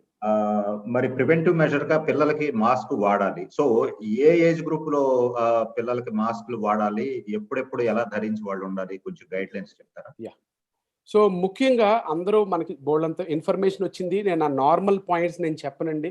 ఓకే, మెయిన్గా 2 points చెప్తాను. చిన్న పిల్లల్లో 2 years కన్నా తక్కువ, ఫస్ట్ యాక్చువల్గా 1 year లాస్ట్ ఇయర్ 3 years లోపు ఉన్న పిల్లలకి అవసరం లేదని చెప్పారు. కానీ ఇప్పుడు లేటెస్ట్ రికమెండేషన్ ఏంటంటే less than 2 years పిల్లలకి ఎట్టి పరిస్థితుల్లో మాస్క్ పెట్టకూడదు. కారణం ఏంటంటే ఆ మాస్క్ ఒక్కొక్కసారి చోకింగ్ గురయ్యి శ్వాస ఆగిపోయే భయం ఉంది. సో గుర్తుపెట్టుకోవాల్సిన విషయం ఏంటంటే, నేను మాస్క్ పెట్టుకుంటే నా ఎదురుగుండా ఉండే మనిషిని నేను ప్రొటెక్ట్ చేస్తాను. నా ఎదురుగుండా ఉండే మనిషి మాస్క్ పెట్టుకుంటే వాళ్ళు నన్ను ప్రొటెక్ట్ చేస్తారు. సో చిన్న పిల్లలు లెస్ దెన్ 2 ఇయర్స్ ఎస్పెషల్లీ ఉన్న వాళ్ళకి బాధ్యత పెద్దవాళ్ళగా మనది. మనం మాస్క్ పెట్టుకోవాలి. వాళ్ళకి మాస్క్ పెట్టకూడదు.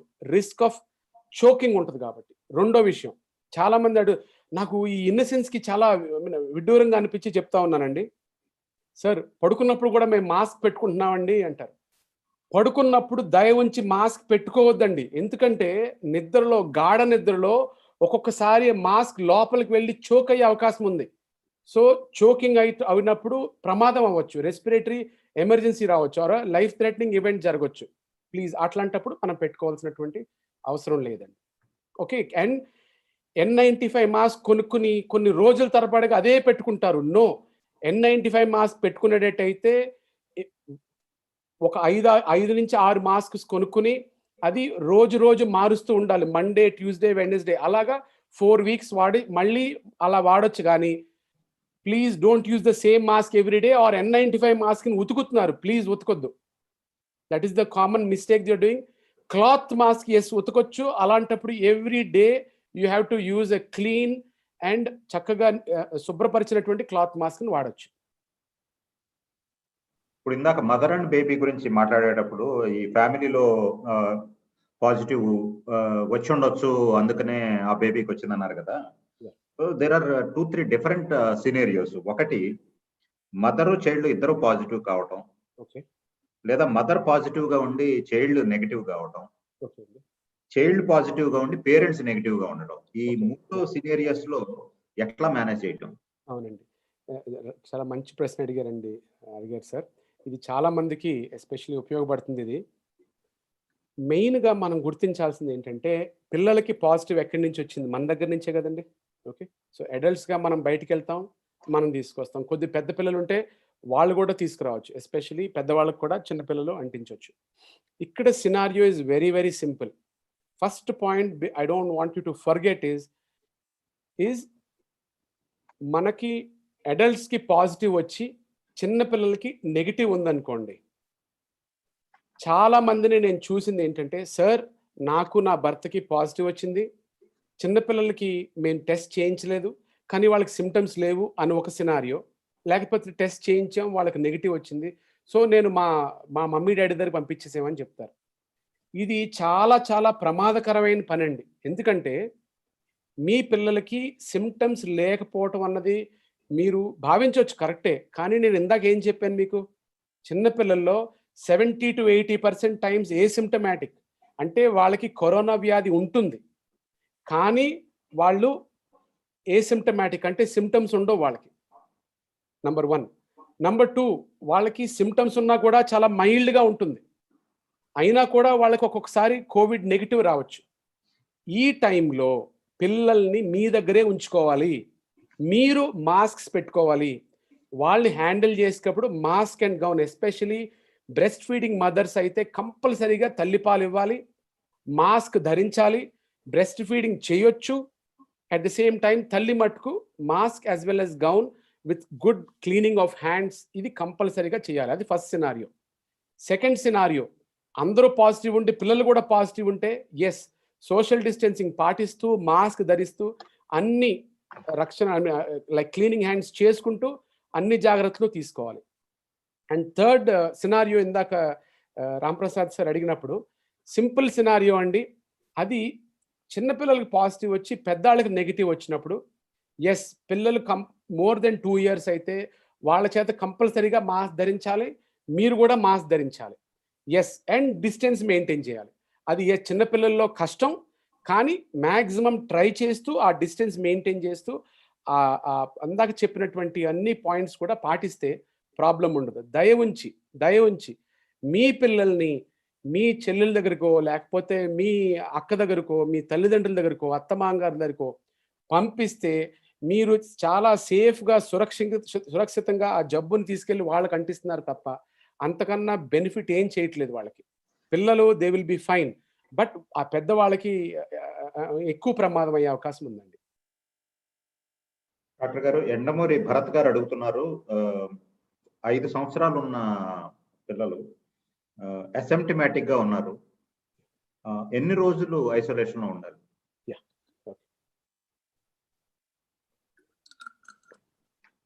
వెరీ గుడ్ క్వశ్చన్ అండి. దీనికి రికమెండేషన్ లాస్ట్ ఇయర్ ఒకలాగుంది, లేటెస్ట్ రికమెండేషన్ ఒకలాగుంది. Last year the recommendation is 14 days అండి. వ్యాధి వచ్చిన తర్వాత మీకు RTPCR or rapid antigen test positive వచ్చిన తర్వాత total isolation days is 14 days. అప్పుడు ఇంకొక మాట కూడా చెప్పారు. ఫస్ట్లో 14 days కన్నా దాని ముందు చెప్పినది ఏంటంటే ఆర్టీపీసీఆర్ నెగిటివ్ వచ్చే వరకు ఐసోలేషన్ అవ్వమన్నారు. అది ఫస్ట్ రికమెండేషన్. తర్వాత అది కాదు, అది కరెక్ట్ కాదు, 14 days ఉంటే చాలు అని చెప్పారు, సెకండ్ రికమెండేషన్. ఇప్పుడు latest CDC, centre for disease control in the US, latest recommendation is 10 to 11 days. అంతకు మించి ఐసోలేషన్ ఉండాల్సిన అవసరం లేదు. అంటే రీసెర్చ్ బట్టి మనకు తెలిసింది ఏంటంటే ఈ యొక్క వైరస్ ఒక 7 to 9 days or 7 to 10 days తర్వాత ఈ virus will die in the body. ఒకవేళ బయటకు వచ్చిన viral particles, they are just viral particles but they are not infective. కొంతమందికి తర్వాత పాజిటివ్ ఉన్నా కూడా it is so now not more than 10 to 11 days.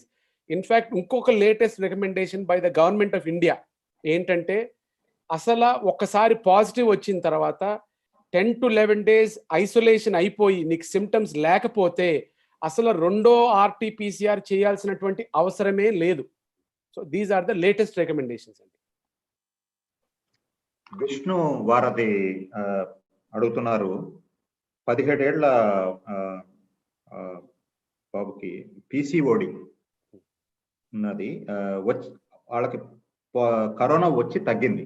Okay, భవిష్యత్తులో ఏమన్నా కాంప్లికేషన్స్ ఉంటాయా? వచ్చి ఎన్ని రోజులు అయిందని తగ్గి వాడికి? అది స్పెసిఫిక్ గా నో ప్రాబ్లం. సింపుల్ అండి, మీరు 2 పాయింట్స్ గుర్తు తెచ్చుకోవాలి. లెస్ దెన్ 21 yearsకి భవిష్యత్తులో అంటే మీకు వ్యాధి వచ్చి 2 to 3 weeks are 2 to 4 or 5 weeks లోపు ఇందాక నేను చెప్పినట్టు వీళ్ళకి మిసి రావచ్చు, multi system inflammatory syndrome in children రావచ్చు. సో ఆ వ్యాధి లక్షణాలు మీరు 2 వారాలు అయితే ఇంకొక 3 వారాలు గమనించండి, మళ్ళీ జ్వరం లాంటి ఇబ్బందులు ఉన్నాయా, రెస్పిరేటరీ సిస్టమ్ సంబంధించిన ఇబ్బందులు కానీ, కడుపులో నొప్పి కానీ, షాక్కి సంబంధించినటువంటి ఇబ్బంది కానీ, ర్యాష్ కానీ ఉన్నాయో లేదా గమనించండి. అవి లేకపోతే మీరు నిశ్చింతగా ఉండొచ్చు. ఈ వ్యాధి వలన PCODకి ఏమి ఇబ్బంది పెట్టదు. సో మీరు వరి కావద్దు. వ్యాక్సిన్ కి సంబంధించి 2 ప్రశ్నలు ఉన్నాయండి. ఇప్పుడు బ్రెస్ట్ ఫీడింగ్, బేబీకి బ్రెస్ట్ ఫీడింగ్ చేస్తున్న మదరు కోవిడ్ వ్యాక్సిన్ తీసుకోవచ్చా? రెండోది, మా బాబు టెస్టెడ్ పాజిటివ్ 1 week ago, 2 వారాల్లో వ్యాక్సిన్ డ్యూ ఉంది, ఎలా చేయించుకోవాలి? గుడ్ క్వశ్చన్ అండి. 2 questions are valid questions, every day నేను చూస్తూ ఉన్నాను. ఫస్ట్ థింగ్ అండి, government of India and ICMR regulations బట్టి no vaccine for pregnant women and no vaccine for breastfeeding women అని చెప్పారు కొన్ని నెలల క్రితం. బట్ నౌ లేటెస్ట్ నిన్న government of India and ICMR విడుదల చేసిన ప్రకటన ద్వారా breast feeding mothers can take the vaccine. So మీ ఏరియాస్లో గవర్నమెంట్ నిబంధనలు బట్టి వ్యాక్సిన్ వేయించుకుంటానికి అనుమతి ఇస్తే, వ్యాక్సిన్ ఉంటే బ్రెస్ట్ ఫీడింగ్ మదర్స్ తీసుకోవచ్చు, నో ప్రాబ్లం. కానీ ప్రెగ్నెంట్ విమెన్కి ఇంకా ప్రస్తుతానికి అనుమతిని ఇంకా ఇవ్వలేదు, సో వాళ్ళు తీసుకోకూడదు. అది that was the first question. Second question is ఏంటండి? సెకండ్ క్వశ్చన్ పాజిటివ్ వచ్చి తగ్గింది, వ్యాక్సిన్ డ్యూ ఉంది, తీసుకోవచ్చా? యా, మీరు కంపల్సరీగా మీది ఏదైతే వ్యాక్సిన్ ఉందో మీరు కంపల్సరీగా వ్యాక్సిన్ని డిలే చేయాలి. వ్యాక్సిన్ని డిలే చేయాలి. ఎన్ని రోజులు డిలే చేయాలి? సుమారు 2 నుంచి 3 నెలల వరకు డిలే చేయాలి. 2 నుంచి 3 నెలల వరకు డిలే చేస్తేనే మంచిది. సో నార్మల్ వ్యాక్సిన్స్ అన్నీ చేయొచ్చు. ఈ సీజన్‌లో వ్యాక్సిన్ వేయించుకోవటానికి ఏ మాత్రం అడ్డు లేదు. అన్ని వ్యాక్సిన్స్, రెగ్యులర్ వ్యాక్సిన్స్, బీసీజీ దగ్గర నుంచి, డీపీటీ దగ్గర నుంచి, ఎంఎంఆర్ అన్ని వ్యాక్సిన్స్ వేయొచ్చు. కానీ కోవిడ్ వచ్చినట్టయితే 2 to 3 మంత్స్ వ్యాక్సిన్ని డిలే చేయండి తప్ప వ్యాక్సిన్ తీసుకోకుండా ఉండొద్దు. చాలా చాలా ముఖ్యంగా గమనించాల్సిన పాయింట్ ఇది.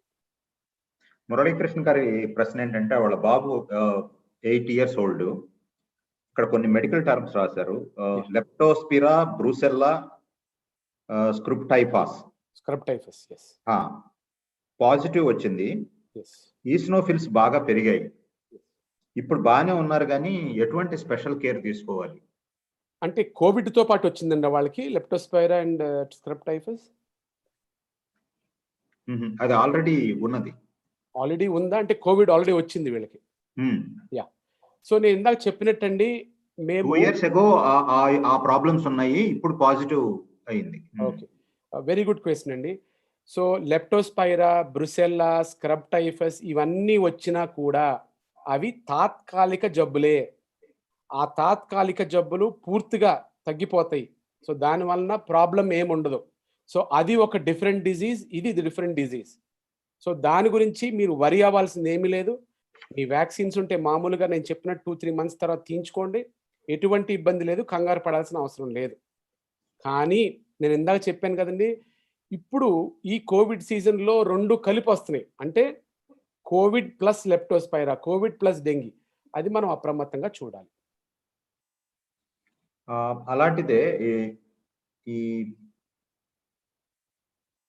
తలసీమియా పిల్లలకి బ్లడ్ ట్రాన్స్ఫ్యూషన్ ద్వారా కోవిడ్ వచ్చే ప్రమాదం ఏమన్నా ఉందా? రవి గారు అడుగుతున్నారు. రవి గారండి, ఎస్, బ్లడ్ ట్రాన్స్ఫ్యూజన్ వలన కోవిడ్ వచ్చే అవకాశం ఏమీ లేదండి. కంగారు పడాల్సినటువంటి అవసరం లేదు. ఓకే, మీకు ఇంకా కంగారు ఉన్నట్టయితే ఒకసారి మీరు బ్లడ్ ట్రాన్స్ఫ్యూజన్ చేయించుకునే ముందు డోనర్ది కోవిడ్ యాంటీబాడీస్ చేసుకున్నట్టయితే సరిపోతుంది.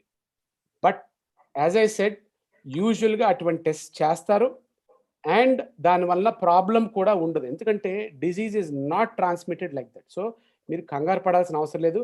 యాంటీబాడీస్ టెస్ట్ చేస్తే ఎస్, అవసరమైతే ఇప్పుడు యాజ్ ఎ ప్లాస్మా చాలా మందికి ఇస్తున్నారు, కానీ సో టెస్ట్ చేస్తే ఇబ్బంది ఉండదు. యూజువల్గా all the laboratories they test all these things, అన్ని పరిమాణాలు చూసే ఇవ్వడం జరుగుతుంది. మీరు దాని గురించి వరి అవ్వాల్సిన అవసరం లేదు.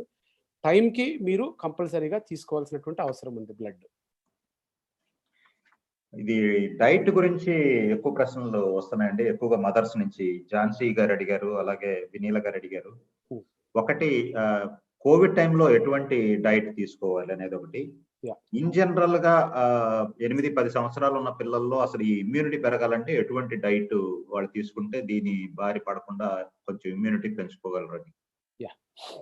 ఇది చాలా చాలా ఇంపార్టెంట్ ప్రశ్న అండి. గత కొన్ని నెలల క్రితం యాక్చువల్లీ కొంచెం వీడియో కూడా చేశాను దీని గురించి. ముఖ్యంగా మనం గమనించాల్సింది ఏంటంటే, మన వ్యాధి నిరోధక శక్తిని ఎట్లా పెంచుకోవాలి అది మాట్లాడిన తర్వాత అప్పుడు డైట్ గురించి కూడా నేను చెప్తానండి.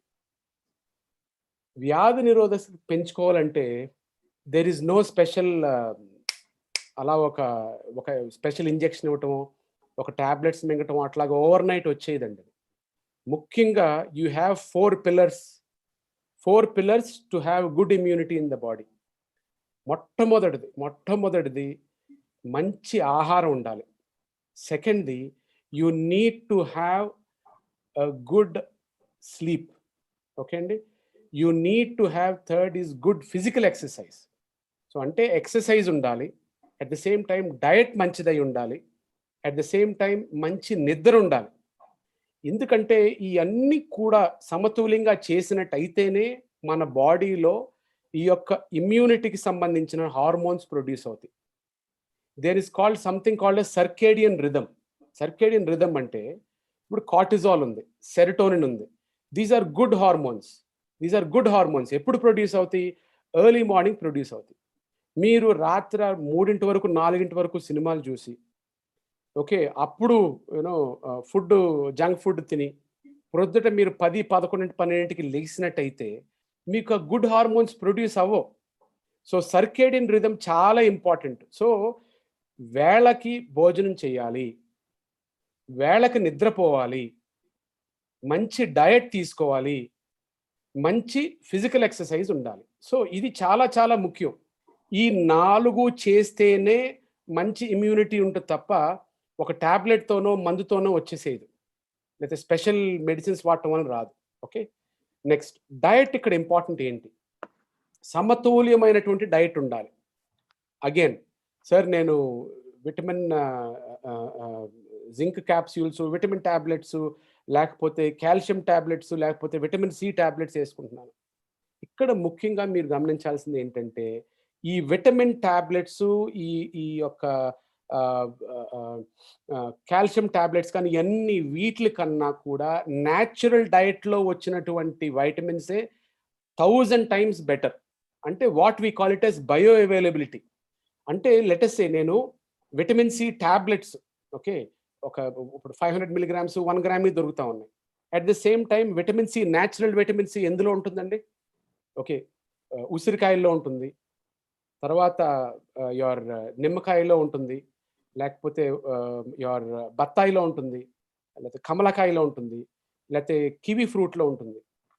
వీటిలో ఉండేటువంటి vitamin C is any time superior to your tablet vitamin C, any time, వేల రెట్లు. అంటే బయో అవైలబిలిటీ. ఇవి తీసుకుంటే న్యాచురలీ వెంటనే అబ్జార్బ్ అవుతాయి, వెంటనే డైజెస్ట్ అవుతాయి, అండ్ మన బాడీకి ఇమ్మీడియట్గా దాని ఆన్సర్ వస్తుంది. On the other side you have artificial vitamins. నేను తీసుకోవడం తప్పంటలా, కానీ మీ భరోసాని, మీ నమ్మకాన్ని ఆ ట్యాబ్లెట్స్ మీద ఉంచొద్దు, ఫుడ్ మీద దృష్టి పెట్టండి. అది చాలా చాలా చాలా చాలా ఇంపార్టెంట్. ఓకే, ఇలా తీసుకున్నట్టయితే ఓవరాల్గా outcomes will be much much better. Fruits తీసుకోవటం వలన, వెజిటబుల్స్ తీసుకోవటం వలన it's not only vitamins, it is minerals, trace elements, and most importantly flavonoids. Mind you, నేను ఫ్రూట్స్ అన్నాను, ఫ్రూట్ జ్యూస్ అనలేదు. ఫ్రూట్ జ్యూస్ వల్ల చాలా ప్రాబ్లమ్స్ ఉంటాయి. ఫ్రూట్ జ్యూస్ వల్ల మీ జ్యూస్ అంటే ఆ జ్యూస్తో పాటు ఆ షుగర్, ఫ్రూట్లో ఉండే షుగర్ వెళ్తుంది తప్ప ఆ మంచిది ఫ్లేవినాయిడ్స్ అన్నీ మనం డస్ట్బిన్లో వేస్తున్నాం. సో మంచివన్నీ డస్ట్బిన్లో వేస్తున్నాం, చెత్త అంతా అంటే ఉత్తి షుగర్ ఉన్నవి అవన్నీ మనం నోట్లో పోసుకుంటున్నాం. సో దయ ఉంచి జ్యూస్లు ఇవ్వద్దు. Lime juice is okay, versus watermelon juice is okay. ఎందుకంటే వాటర్ మెలన్ జ్యూస్ గింజలు తీసేస్తే 100% కొంచెం కూడా పిప్పు లేకుండా మనం జ్యూస్ చేసి తాగేయచ్చు. బట్ ఏ ఫ్రూట్ కూడా జ్యూస్ తీసి పిప్పు పడేసి అవి ఇవ్వద్దు. ఫ్రూట్ అన్నది it should be whole fruit and multiple colour fruits and seasonal fruits. ఏ సీజన్లో వచ్చే ఫ్రూట్స్ ఆ సీజన్లో తినాలి. ఎక్కడో బ్లూబెర్రీస్ ఉన్నాయి, కాలిఫోర్నియా నుంచి తెప్పించాం, అవి వాడచ్చా, అవి సూపర్ అంట కదండి అంటారు.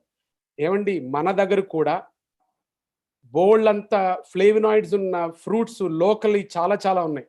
వాటి కన్నా మన చీమ సింతకాయలు చాలా బెటర్. సో నేను చెప్పేది ఏంటంటే, లోకల్గా అవైలబుల్ ఉండే ఫ్రూట్స్, లోకల్గా అవైలబుల్ ఉండే వెజిటబుల్స్ తీసుకోండి. అండ్ ప్రిఫరబుల్లీ అన్ని colours, multi colours, red beetroot లాంటిది, ఆరెంజ్ క్యారెట్ లాంటిది, green like capsicum, okay, like అన్ని you name it, green leafy vegetables, multiple colours ఉన్నాయి. మీరు వెళ్ళి చేంజ్ చేస్తూ ఉండండి, వెజిటబుల్స్ మారుస్తూ ఉండండి, అన్ని రకాల వెజిటబుల్స్, అన్ని రకాల ఫ్రూట్స్ తినండి. This is it. సో మీరు అర్థం చేసుకోవచ్చు ఎందుకు డయట్ ఎంత ముఖ్యం అంటా ఉన్నాను. సో సమతుల్యమైనటువంటి ఆహారం అంటే vitamins, minerals, carbohydrates, proteins and fats చాలా ఇంపార్టెంట్. అన్నీ ఉండాలి. అందులో most important are vitamins and minerals. Yes, protein is important. Non veg is not the most important thing, especially ఈ టైంలో. The best is vegetarian protein. Non veg తినొద్దంటలా, but అదే that is not the only thing. Vegetarian protein is much better than your non vegetarian protein. Doctor గారు, గరికపాటి విజయప్రకాష్ గారు అడుగుతున్నారు, ఈ మిస్సి ఒకసారి వచ్చి వెళ్ళిన తర్వాత మళ్ళీ వచ్చే అవకాశం ఉందా? అవునండి, చాలా చాలా మంచి ప్రశ్న అడిగారండి. మిస్సి వచ్చి వెళ్ళిన తర్వాత మళ్ళీ చూడటం కూడా జరిగింది. సో చాలా చాలా జాగ్రత్తగా ఉండాలి. నేను ఇందాక చెప్పినట్టు కోవిడ్ ఒకసారి వచ్చింది కాబట్టి ఇమ్యూన్ డిస్రెగ్యులేషన్ వల్ల మిస్సీ వచ్చింది. కానీ ఇప్పుడు నేను చెప్పాను కదండి, లాస్ట్ ఇయర్ స్ట్రెయిన్ వేరు, ఈ ఇయర్ స్ట్రెయిన్ వేరు. సో ఈ కొత్త స్ట్రెయిన్లో మళ్ళీ మనకు కోవిడ్ రావచ్చు, కోవిడ్ వచ్చిన తర్వాత మళ్ళీ మిస్సీ రావచ్చు. సో ఒకసారి మిస్సీ వచ్చింది కాబట్టి ఇంకొకసారి రాకూడదని రూల్ లేదు. నేను వ్యాక్సిన్ తీసుకున్నాను కాబట్టి నేను విచ్చలవిడిగా విరోచితంగా తిరగొచ్చని అనుకోవద్దు. సో చాలా మంది మా డాక్టర్స్ కూడా, many of us doctors we had the COVID. మేము 4 నుంచి 6 వారాలు సెకండ్ డోస్ అయిన 4 to 6 weeks తర్వాత 9 of our doctors had it. ఎక్కడి నుంచి వచ్చింది? పేషెంట్స్ దగ్గర నుంచే. సో అతి జాగ్రత్తగా ఉండాలి, అతి జాగ్రత్తగా ఉండాలి. మాకు ఎక్కడి నుంచి వచ్చింది? ఐసీయూ నుంచి రాలేదండి, మాకు ఓపీడీ నుంచి వచ్చింది. ఓపీడీలో కూర్చున్నప్పుడు చాలా మంది పాజిటివ్ పేషెంట్స్ రావటం వల్ల వచ్చింది. సో మాకు ఎలాగైతే రిపీట్గా వ్యాక్సిన్ తీసుకున్నా వచ్చిందో, ఒక డాక్టర్ గారికి, అవర్ కార్డియాలజిస్ట్కి లాస్ట్ ఇయర్ కోవిడ్ 2 సార్లు వచ్చింది, ఈ ఇయర్ మళ్ళీ 3వ వచ్చింది. So please be careful, please be careful. Doctor గారు క్వశ్చన్స్ చాలా ఉన్నాయి, ఫాస్ట్గా చెప్తానండి. సుదర్శన్ కామని అడుగుతున్నారు, ఈ తెలియకుండా ప్రెగ్నెంట్ గా ఉన్న ఉమెన్ వ్యాక్సిన్ కనుక అడ్మినిస్టర్ చేయించేసుకుంటే, వ్యాక్సిన్ తీసుకున్న తర్వాత చైల్డ్ బర్త్ మీద ఏమైనా ఎఫెక్ట్ ఉంటుందా? ఏమండి, చాలా ముఖ్యమైన ప్రశ్న అడిగారు. ఇందాక చెప్దాం అనుకున్నాను, మర్చాను. ఆ వ్యాక్సిన్ అండి ఇంకా కూడా రిసర్చ్ పరిశోధన జరగలేదు, ఎక్కడా కూడా వరల్డ్లో పరిశోధన జరగలేదు. ఇప్పుడు లాక్టేటింగ్ మదర్స్ అంటే తల్లి పాలిచ్చే పిల్లలు, మొర్రి పాలిచ్చే పిల్లలకి ఆ తల్లులు వేసుకోవచ్చు అని చెప్పారు, కానీ ఇంకా ప్రెగ్నెంట్ విమెన్ మీద అసలు రిసర్చ్ అంటే ఒక్కళ్ళ మీద కూడా రిసర్చ్ చేసి రికమెండేషన్స్ గైడ్ లైన్స్ ప్రస్తుతానికి చెప్పలేదు. కానీ మీ క్వశ్చన్ ఏంటి? తెలియకుండా వేసుకున్నప్పుడు ఎస్, మనకి ఈ వ్యాక్సిన్ ప్రభావం ఎస్పెషలీ ఫస్ట్ ట్రైమెస్టర్లో మా అందరికీ భయాందోళన ఏంటంటే, మొట్టమొదటి 3 నెలల్లో ఫస్ట్ ట్రైమెస్టర్ అంటాం, అప్పుడు ఆర్గన్స్ ఫార్మ్ అవుతాయండి. ఆర్గనోజెనిసిస్ టైంలో ఈ వ్యాక్సిన్ యొక్క ప్రభావం ఏంటో మనకు తెలియదు, ఈ వ్యాక్సిన్ యొక్క ప్రభావం ఏంటో మనకు తెలియదు. సో అందుకుని భయం మాకు. ఆ టైంలో ఆ వ్యాక్సిన్ ఇవ్వటం వలన దాని ప్రభావం ఉంటుందా లేదా అన్నది భయం. మేబీ 3rd ట్రైమెస్టర్లో ప్రాబ్లం రాకపోవచ్చేమో, కానీ ఫస్ట్ ట్రైమెస్టర్లో వీఆర్ ఆల్ వరీడ్. ఎందుకంటే ఈ ఇయర్ మేము చాలా మందికి చూసింది ఏంటంటే, అబార్షన్స్ జరుగుతున్నాయి వ్యాధి వచ్చిన తర్వాత, ప్రీమెచ్యూర్ డెలివరీస్ జరుగుతున్నాయి. ఇందాక మీకు ఎగ్జాంపుల్ చెప్పాను కదా, ఇవన్నీ ప్రాబ్లమ్స్. సో ఫస్ట్ ట్రైమెస్టర్లో జరిగితే మాకు కొంచెం భయాందోళన, ఏమన్నా అవుద్దా బేబీకి, పుట్టబోయే బేబీకి అని. కానీ సెకండ్ ట్రైమెస్టర్లో, 3rd ట్రైమెస్టర్లో జరిగితే, వ్యాక్సిన్ ఇచ్చుండుంటే హోప్ఫుల్లీ దేవుడి దేవల్ల ఏం అవ్వకూడదని మనం కోరుకుందాం, అవ్వకపోవచ్చు కూడా. సెకండ్, మీరు అడగకపోయినా చెప్పే ఆన్సర్ ఇంకొకటి ఇందులోనే చాలా ఇంపార్టెంట్గా చెప్పేది ఏంటంటే, ఒకవేళ ఇందులో మదర్స్ ఎవరైనా ఉంటే, ఆడవాళ్ళు ప్రెగ్నెంట్ అవుదామని మీకు ఆలోచన ఉంటే, ఇప్పుడు ప్రస్తుతం ఈ టైంలో ప్రెగ్నెంట్ కావటం మంచిది కాదు. వెయిట్ చేసి వ్యాక్సిన్ తీసుకున్న తర్వాత ప్రెగ్నెంట్ అవటం మంచిది. ఎందుకంటే మా ఇప్పటివరకు చూసినటువంటి కేసెస్లో కోవిడ్ వస్తే న్యూ బార్న్ బేబీస్కి వర్టికల్ ట్రాన్స్మిషన్ జరుగుతుంది. అది కొంతమందికి సీరియస్ అవ్వకుండా వెళ్ళిపోయారు, వాళ్ళకి ఇప్పుడు ప్రాబ్లమ్స్ వచ్చినా కూడా తగ్గి వెళ్ళిపోయారు. కానీ ఫస్ట్ ట్రైమెస్టర్లో ఏమవుతుందో జరుగుతుంది అన్నది భయం. సో ప్రెగ్నెన్సీ ప్లాన్ చేసుకునే వాళ్ళు మటుకు మీ ప్రెగ్నెన్సీ ప్లాన్ని పోస్ట్పోన్ చేసుకోవడం బెటర్, వ్యాక్సిన్ తీసుకున్న తర్వాత చేసుకోవడం బెటర్. చెప్పండి రాంప్రసాద్ గారు. సార్, సుప్రియ గారు అడుగుతున్నారు, 12 years daughter tested positive last month, mild అసలు సిమ్టమ్స్ ఏమి లేవు, కానీ యాప్టైట్ మాత్రం చాలా లోగా ఉంది, she is under weight, anything to worry? Nothing to worry అండి. ఈ కోవిడ్కి ఇప్పుడు ఆల్మోస్ట్ నెలన్నర అయిపోయింది కాబట్టి మీరు వరీ అవ్వాల్సిన అవసరం లేదు. మోస్ట్ ప్రాబబ్లీ యాపటైట్ లేకపోవడానికి కారణం బరువు తక్కువ ఉండడం. సో బరువు తక్కువ ఉన్నప్పుడు లోపాలు ఉంటాయి, అంటే విటమిన్ లోపాలు ఉండొచ్చు, వైటమిన్ డిఫిషియన్సీ కానీ, మినరల్ డిఫిషియన్సీ కానీ, లేకపోతే ప్రోటీన్ డిఫిషియన్సీ కానీ ఉండొచ్చు. అదొక్కసారి మీ డాక్టర్ గారిని సంప్రదించి ఆ యొక్క లోపాలు ఏమన్నా ఉంటే టెస్ట్ చేసుకుని కరెక్ట్ చేసుకోవడం, తర్వాత డైజెషన్ బెటర్గా ఉండడానికి మెడిసిన్స్ వాడితే ఇది సెట్ అవుద్ది. బికాజ్ మ్యాల్నరిష్ బేబీ కాబట్టి it is unlikely to be because of Covid. Adit అడుగుతున్నారు, న్యూమోనోకోకల్ అండ్ ఫ్లూ వ్యాక్సిన్ ఇవ్వచ్చా? ఇవ్వటం వల్ల కోవిడ్ నుంచి సేఫ్ గా ఉండే ఛాన్స్ ఉందా? చాలా కామన్ క్వశ్చన్ అండి ఇది కూడా. ఫ్లూ వ్యాక్సిన్ కానీ న్యూమోకోకల్ వ్యాక్సిన్ కానీ రెండు కూడా ఇవ్వటం వల్ల బెనిఫిట్ ఉంటుందండి. చాలా రీసెర్చ్ పేపర్స్ చూసే ఉంటారు. నార్మల్ వ్యాక్సిన్స్ వలన అంటే చికెన్ పాక్స్, ఎంఎంఆర్, ఇప్పుడు ఇందాక ఈయన అడిగినట్టు న్యూమోనియా వ్యాక్సిన్ కానీ ఫ్లూ వ్యాక్సిన్ కానీ ఎంతో కొంత క్రాస్ రియాక్టివ్ బెనిఫిట్ ఉంటుంది.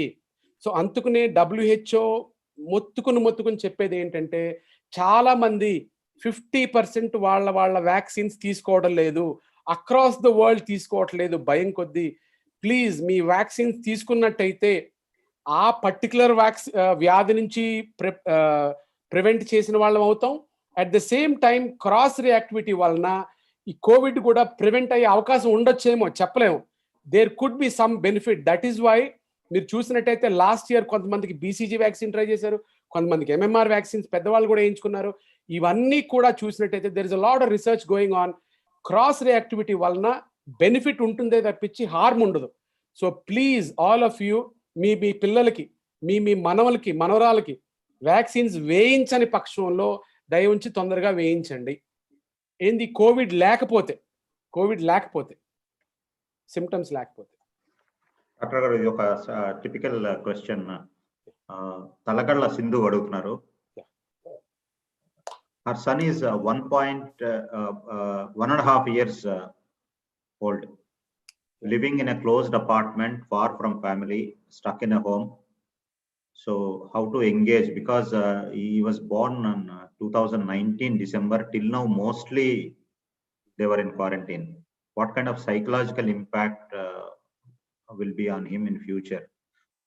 What kind of things to do to become mentally strong? చాలా ఇంపార్టెంట్ ప్రశ్న అండి. నేను ఇందాక టచ్ చేశాను అది పాయింట్. ఏమండి, మనం చాలా ఇన్నోవేటివ్ పీపుల్, హ్యూమన్ రేస్. ఏ కష్టం వచ్చినా, ఏ విపత్తు వచ్చినా కూడా దాన్ని ఎదుర్కొనే శక్తి సామర్థ్యం ఉంది మనకి. మీరు as parents you need to think, 1.5 year closed సర్క్యూట్లో ఇంట్లో ఉండడం, వేరే కారణాల వలన క్వారంటైన్ అయిపోయి ఫ్రెష్ ఎయిర్ అండ్ సన్లైట్ లేకుండా ఉండడం మంచిది కాదు. సో మీ అపార్ట్మెంట్స్లోంచి బయటికి వెళ్ళొచ్చు. ఓకే, ఎస్, మధ్యాహ్నం టైంలో కానీ ఎవరు లేని టైంలో కానీ వాక్కి వెళ్ళండి. Okay, at the same time me apartment పైన కూడా, టెర్రస్ పైన కానీ, మీరు ఇండివిజువల్ హౌస్లో ఉంటే ఆ హౌస్ చుట్టూరు కానీ కంపల్సరీగా సన్లైట్ ఉండాలి, ఫ్రెష్ ఎయిర్ ఉండాలి. So at least 2 to 3 times in a day కంపల్సరీగా తీసుకెళ్ళండి బయటికి. తీసుకెళ్ళకపోతే వాళ్ళకి మానసికంగా చాలా ఇబ్బందులు ఫేస్ అవుతారు. నంబర్ 1. నంబర్ 2, వీలైనంత వరకు ఆల్రెడీ 1.5 years వచ్చింది కాబట్టి I will still not advocate using of mobile phones. But ఏదైనా మీ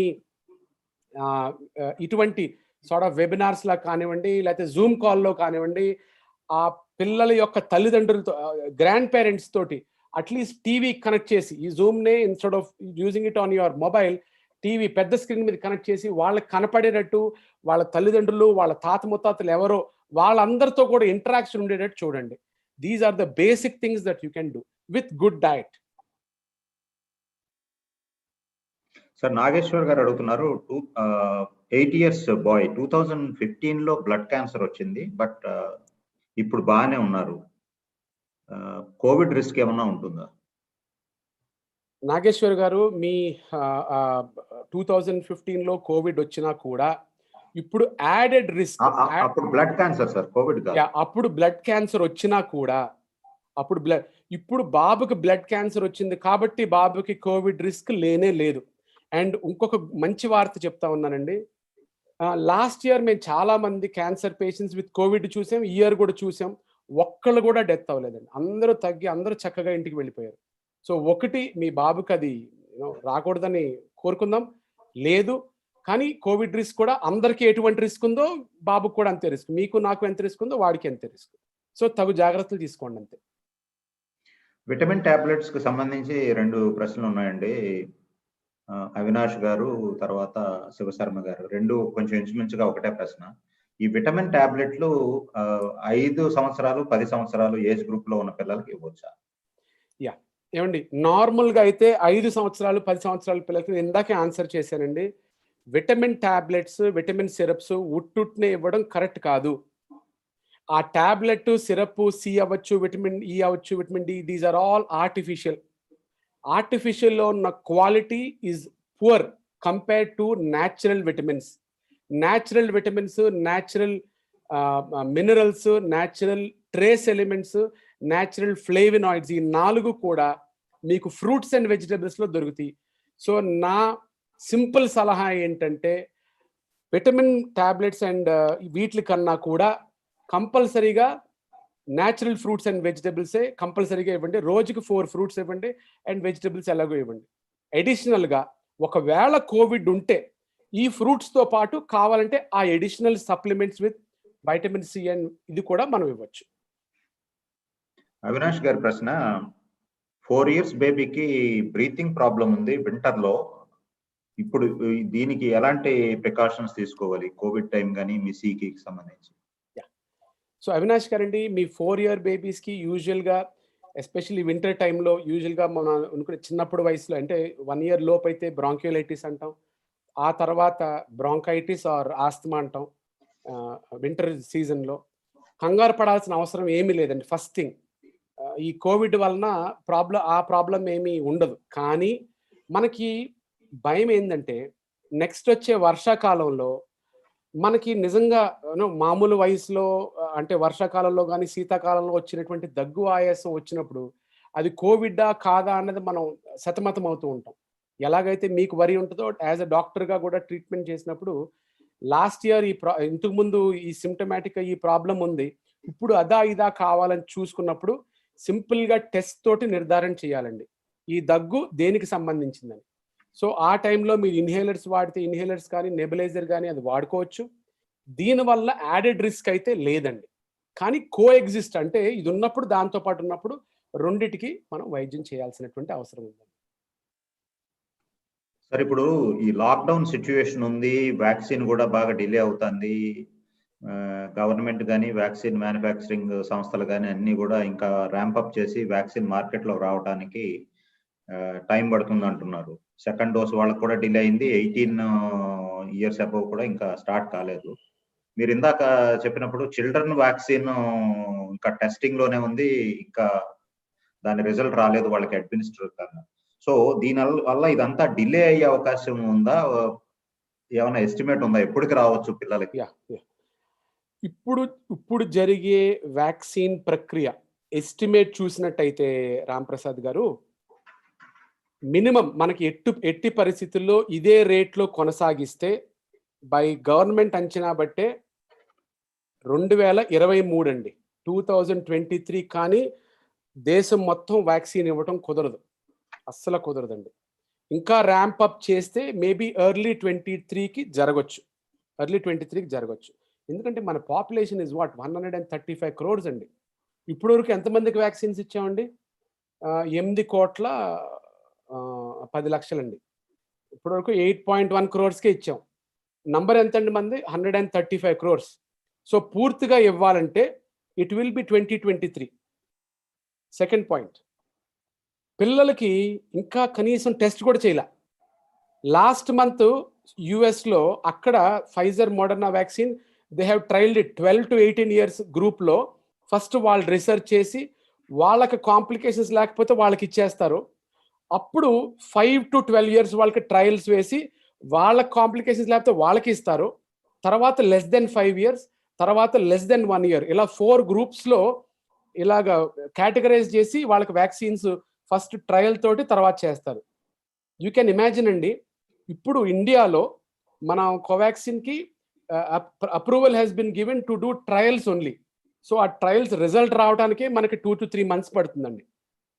phase 2 to phase 3 trials minimum 3 to 4 months or even 6 months పట్టొచ్చు.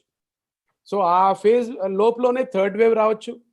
సో పిల్లలకి వ్యాక్సిన్ ఇచ్చే టైం జరగదండి. ఇప్పుడు ఈ కపుల్ ఆఫ్ వేవ్స్, ఇప్పుడు రెండో వేవ్ నడుస్తుందండి.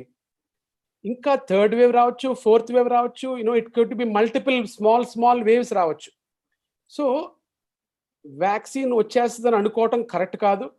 సో అన్నిటికన్నా మూలమైనటువంటి మన 3 గోల్డెన్ రూల్స్. ఫస్ట్ మాస్క్ ధరించటం, నంబర్ 1. నంబర్ 2 చేతులు శుభ్రంగా కడుక్కోవటం. నంబర్ 3 సోషల్ డిస్టెన్సింగ్ పాటించటం. బయటకు వెళ్ళి ఆ యొక్క గ్రూప్స్లో, క్రౌడ్లో మీరు చూసినట్టయితే ఇప్పుడు లాక్డౌన్ 6 నుంచి 10 వరకు అసలు లేదు. సో బయట చూసే క్రౌడ్ చూస్తుంటే భయం ఏంటంటే దానివల్లనే మళ్ళీ స్ప్రెడ్ అయ్యే అవకాశం ఉందేమో. సో చాలా అతి జాగ్రత్త పాటించాలండి. మనం లాక్డౌన్ పెట్టడం వలన ఈ యొక్క తీవ్రత తగ్గుతుందని మనం లాక్డౌన్ పెట్టడం జరిగింది. కానీ ఆ సివియరిటీని తగ్గిస్తుంది. కానీ మనం అవన్నీ పాటించకపోతే దానివల్ల ఉపయోగం ఉండదు.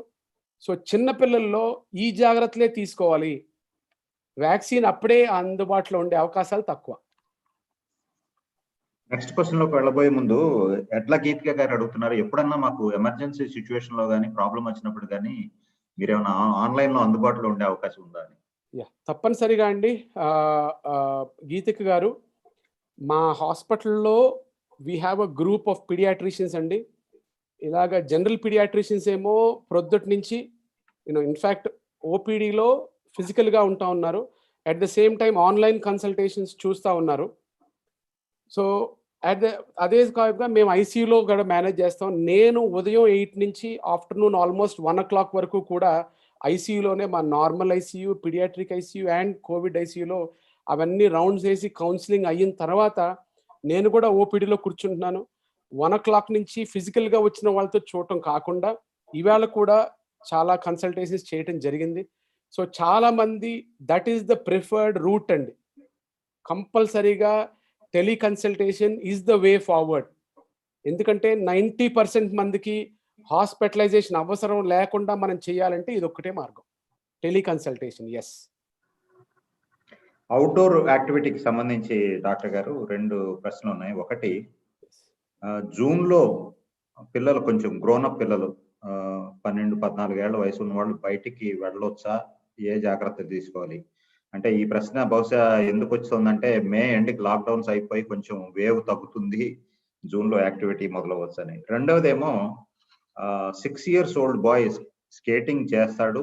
మరి ఇప్పుడు జనం తక్కువగానే ఉన్నారు కాబట్టి బయట ఏమన్నా ఓపెన్ ఏరియాస్ లో స్కేటింగ్ చేసుకోవచ్చా? ఈ 2 ప్రశ్నలు అడుగుతున్నారు.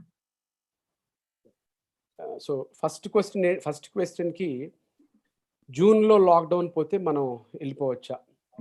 మళ్ళీ అదే చెప్తున్నానండి. ఈ కరోనా మనల్ని అప్పుడే వదిలిపెట్టదు, కానీ eventually it will disappear. So waves లాగా వస్తుంది, నంబర్ 1.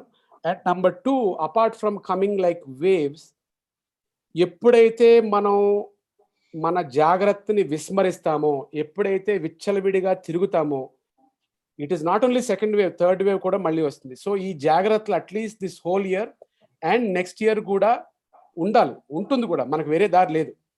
గవర్నమెంట్ కూడా మీరు గమనించారో లేదో, ఫస్ట్ వారం అన్నారు, తర్వాత ఇంకొక 10 days అన్నారు, తర్వాత మే ఎండ్ అన్నారు. మీరు మార్క్ మై వర్డ్స్, ఇది తగ్గే వరకు జూన్లో కూడా ఎంతో కొంత లాక్డౌన్ ఉంటుందండి. సో పూర్తిగా తగ్గి బాగుంది అనుకున్నంత వరకు అప్పుడు మళ్ళీ విడిచిపెడతారు. మళ్ళీ విచ్చలవిడతరంగా తిరిగితే మళ్ళీ కేసులు పెరిగితే మళ్ళీ లాక్డౌన్ పెట్టాలి. సో ఈ ప్రాబ్లం నుండి మనం పర్మనెంట్గా మనకి ప్రాబ్లం రాకూడదు అనుకుంటే ఒక మార్గం వ్యాక్సిన్, రెండో మార్గం జాగ్రత్త, ఇందాక నేను చెప్పినట్టు. సో బ్యాలెన్స్ ఉండాలి, వ్యాధి రాకోకుండా తీసుకునేటువంటి జాగ్రత్తలు ఉండాలి.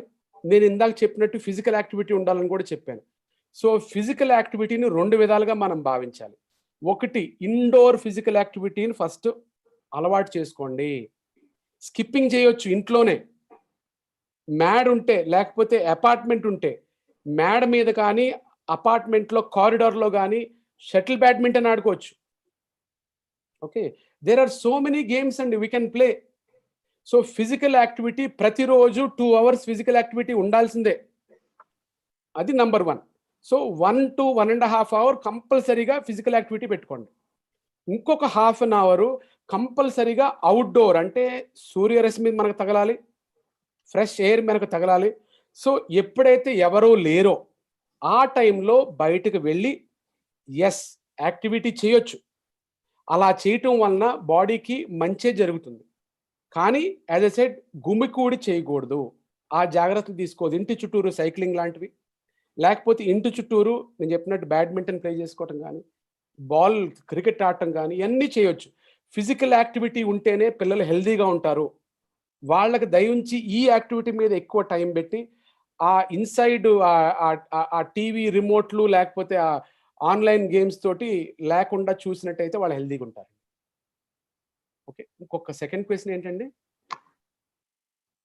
స్కేటింగ్ అండి బయట. ఇది కూడా ఆరుబయటకి సేమ్ సంబంధించి. థింగ్. మీ ఇంటి బయట రోడ్డు ఎవరు లేరు అక్కడ, స్కేటింగ్ చేయొచ్చు. ఆ ఇంట్లో కూడా if you can do it. But ఆ జాగ్రత్త పాటించాలి. ఆ చుట్టుపక్కల ఎవరు ఉండకూడదు. ఓకే, పలానా చోటుకి వెళ్తే పోలీస్ పెట్రోలింగ్ ఉంటే చేయనివ్వరు అక్కడ. నేను చెప్పేది బయటికి వెళ్ళి ఆరుబయట రోడ్డు మీద చేయమని కాదు. ఇంటి చుట్టూరు మనకి వీలైనంత వరకు ఆ ప్లేస్లో ఎవరు లేని ప్లేస్లో మనం చేయొచ్చు. ఇప్పుడు ఈ ఇమ్యూనిటీ గురించి మాట్లాడుతున్నాం కదా. Ranjana Kaushal, her question is 4 months old baby, she is completely on formula milk. So how to build immunity for her? Very, very good question, Ranjana garu. First, what we have to understand is, if mother's milk was there, that's a very, very good way of giving the immunity. But unfortunately, I don't think you don't have breast milk. మీకు breast milk లేనప్పుడు number 1 formula ఇవ్వండి. కానీ నా ఉద్దేశంలో even for 10 minutes 10 drops 10 చుక్కలు తల్లిపాలు వచ్చినా కూడా తల్లిపాలు అమృతంతో సమానం. సో రోజుకొక 5-6 times please try breast feeding. Even 10 చుక్కలు వచ్చినా కూడా that is good for the baby. So you give your formula, ఇవ్వండి, డబ్బపాలు ఇవ్వండి, but please go back and try breast feeding again. That is number 1. Number 2, now 4 months cross అయింది కాబట్టి start with fruits. Start with boiled Apple, banana, papaya, as well as you could even try boiled pear. So these are fruits you can give now because your baby has crossed 4 months. Supplemental foods antam veetini. So in the first stage, I advise you to give fruits twice a day, how much ever the baby eats. Varieties good, I told you. You can even give rock melon. Okay, these are the good fruits you can give. Mash it, make it into a paste and give it. Okay, next, vegetables. Boil the vegetables, carrots, beetroot. Broccoli is very good. It's got lot of trace elements in it. That's why it's called a superfood. Broccoli or even pumpkin, gummadkai, that's a superfood. You can boil pumpkin, mash it into a nice paste and give it. It improves immunity. So the natural way is breast milk. Yes, the other ways is again naturally the fruits and the vegetables. I would not advise multivitamin drops for your baby. That is the best advice you've ever had. So please follow it and do that. Doctor గారు, మనం last 5 minutes లో ఉన్నాము.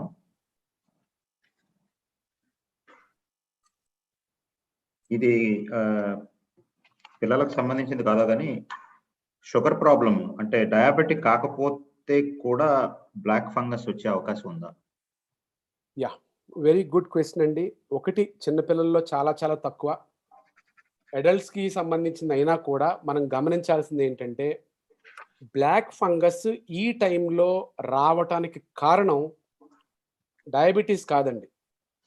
Black fungus ఈ టైంలో రావడానికి కారణం ఏంటంటే steroids ఎక్కువగా రావటం. కేవలం కోవిడ్కే వాడట్లేదు కదండి steroids. We use steroids for so many conditions, kidney conditions కానివ్వండి, లేకుంటే క్యాన్సర్ సంబంధించినటువంటి వ్యాధులకు కానివ్వండి, బోల్డన్ ఇమ్యూనోసప్రెసివ్ డిజార్డర్స్ కానీ స్టీరాయిడ్స్ వాడుతూ ఉంటాం. సో స్టీరాయిడ్స్ ఆ డోసెస్ వాడటం వలన షుగర్స్ ఎక్కువ ఉంటాయి. కానీ ఇక్కడ స్టీరాయిడ్స్ ఎప్పుడైతే వాడేమో మన వ్యాధి నిరోధక శక్తి తగ్గుతుంది. ఎప్పుడైతే వ్యాధి నిరోధక శక్తి తగ్గటం వలన మన బాడీకి ఆ బ్లాక్ ఫంగస్ అన్నది వస్తుంది. Black fungus or mucormycosis ఇది ఎక్కడో మనకి ఇతర ప్లానెట్ నుంచి ఊడిపడలేదండి.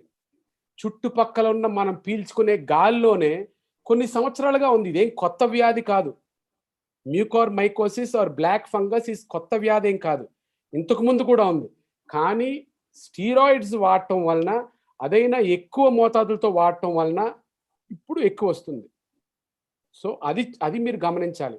షుగర్ వ్యాధి ఉన్న వాళ్ళకి మ్యూకార్ మైకోసిస్ స్టీరాయిడ్స్ వాడట్లేదు కాబట్టి దాని గురించి మీరేం వరి కావాల్సిన అవసరం లేదు.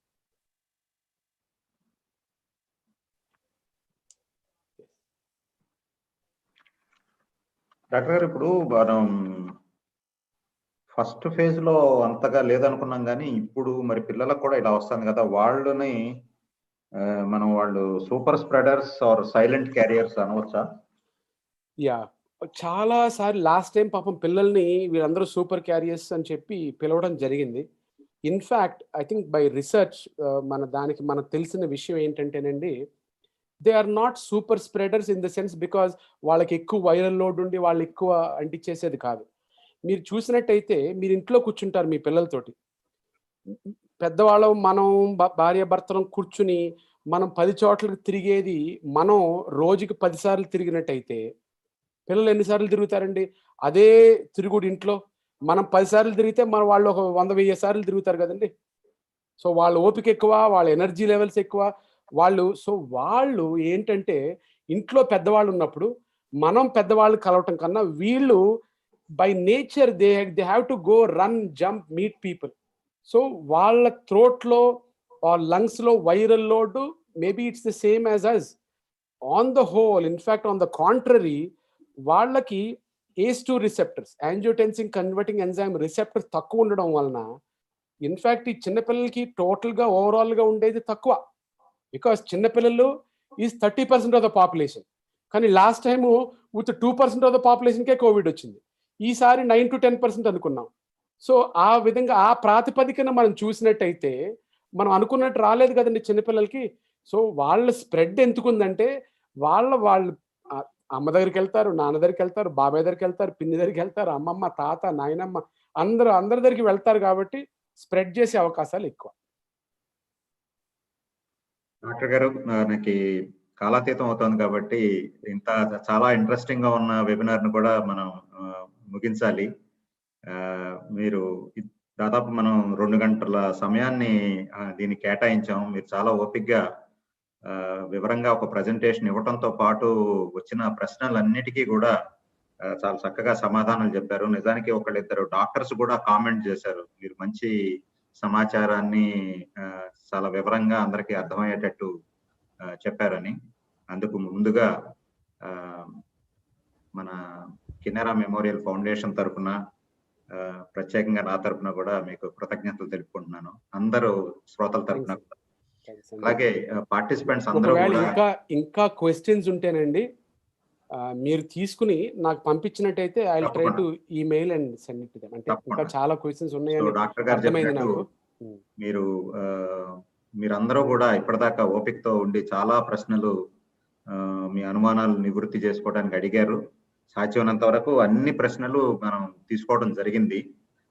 ఇమ్యూనిటీ గురించి, డైట్ గురించి అడిగారు, అది మళ్ళీ రిపీట్ అవుతుందని 2-3 ప్రశ్నలు తీసుకోలేదు. నిజానికి దాన్ని చాలా వివరంగా చెప్పారు, ఎటువంటి డైట్ తీసుకోవాలి, విటమిన్ సప్లిమెంట్స్ జోలికి వెళ్లకుండా న్యాచురల్ డైట్స్ తీసుకోవాలని. అదొక్కటే మార్గం ఇమ్యూనిటీని పెంచుకోవడానికి, టాబ్లెట్లు కాదు.